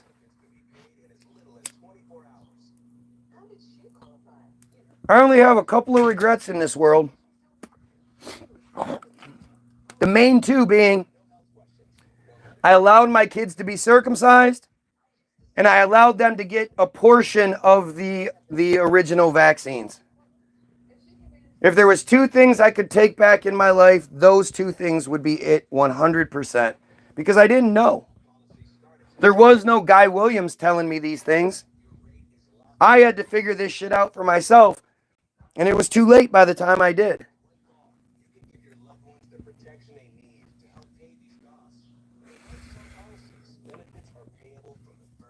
That's how this works. It's all J manipulation. Any way you look at it, anywhere you look at, any story you look at, it's all J manipulation. And of course, there's the stupid people who think this is entertainment. Boy, it's so entertaining. Yay. Nothing like child molestation and mutilation for entertainment, huh? Yay. These are the same people committing genocide. If these are the people that are willing to have parties where they all sit around and watch as little boys are mutilated and then sexually violated by putting their bloody baby penis in a stranger's mouth. The Moyle is a fucking just some guy who chose to do this for a living. If I told you I'll pay you $50 million a year, you have a ton of power, ton of prestige. All you got to do is cut and suck on one baby penis every fucking year. Would you guys do it? If I had to do it once a year, I wouldn't do it, let alone multiple times per day like these pieces of shit do. That's all they do. That's their sole job in the whole thing is to perform circumcisions. And no, not every single one is Matitza Bipa, but a lot of them are. And the idea that any of them are, it should not be tolerated by our society. In a civilized, intelligent society, that practice should not occur. And that's the main reason why they were kicked out of 109 countries in the last 1,000 years or whatever it is. Because they were constantly, everybody that was like, this is fucking disgusting. What are you guys doing? And they believe it's one of their most important mitzvahs. That's why the girls don't mean shit, because they can't be circumcised. That's why they treat their women so poorly and think their vaginas are so disgusting that they build the mikvah before they build the temple, the worship temple. They build the special bathhouse where once a month their women go and get into this nasty stagnant pool of water so their vaginas can be purified after menstruation, where they get checked by attendants and shit. And if the attendant finds any blood, they have to wait another week, and then they come back and they get purified in this nasty ass, stagnant ass water. And they build that motherfucker before they build the worship temple. Because they're disgusting, fucking awful, an awful cult. They're a cult. And these fucking cult practices for ritualistic bullshit is just unacceptable. It's unacceptable. Yet you're not even allowed to talk about it, you dumb goyim. Shut up. That's anti-Semitism. They're telling you the truth. Whenever they say something is anti-Semitism, they're telling you the truth. When they say it's anti-Semitic, they're fucking stupid. When they call Palestinians anti-Semitic, that's stupid. When they call you anti-Semitic for standing up for Semitic people like the Palestinians, that's just stupid. But when they say it's anti-Semitism, they're telling the truth. Because Semitism means as a dumb goyim, you shut the fuck up. You shut your fucking mouth and do what you're fucking told. And if you don't shut the fuck up and you talk about it, that's anti-supremacy. That's anti-Semitism. You should be proud of that. Why should any group of people be above being talked about? just talked about. Because they know there is no talking about them and making them sound good. Nothing about what they do or practice is good. And the more people understand that, the more we're going to be less likely to follow their rules and laws and shit. The more likely we are to eliminate that shit, the more we know about it. So they don't want us talking about it. How many people do you think would still circumcise their babies if they knew it wasn't medically necessary and they knew that it caused insane trauma and mutilation and shit? Why do you think the United States has the highest prison population? Why do you think the United States is so violent? We have such a huge rape culture here. Why do you think there's so much dick obsession in our society? Because there's that genetic memory, that fucking traumatic memory of being fucking having your dick sliced up and you're hours old. How many of you are comfortable with the idea of the penis being cut and then sucked on? You guys think that's okay? Oh, shut up, mate. Take away the phone and you're talking to your hand. Yeah, that was brilliant. No shit. If I didn't have the communication device, then I wouldn't be talking to people. Wow, you must be a dumb J. Because of course, you're not going to come in and be like, yeah, man, that shit is horrible. We need to outlaw that shit. No way would I let my kid do that. None of that. You're going to say something really smart. Like if you took away your phone, you'd be talking to your hand. Duh, that guy thought that was a good thing to say. He typed it out. It's not like he thought it came in his head and it came out his mouth before he realized what he was saying. He typed this shit out thinking this'll get him. This'll get him. That's the best they can do. Look at my feed. Go back and look at all the comments and see the best that they can bring against this crazy guy who's always wrong, right? I'm wrong and I'm crazy, yet that's the best you can come up with, huh? Educate yourself. Look up Metitsa Bipa, METITSA B-PEH. Go look up the Samson option. The on the record, legislation statement, I don't know what you call it.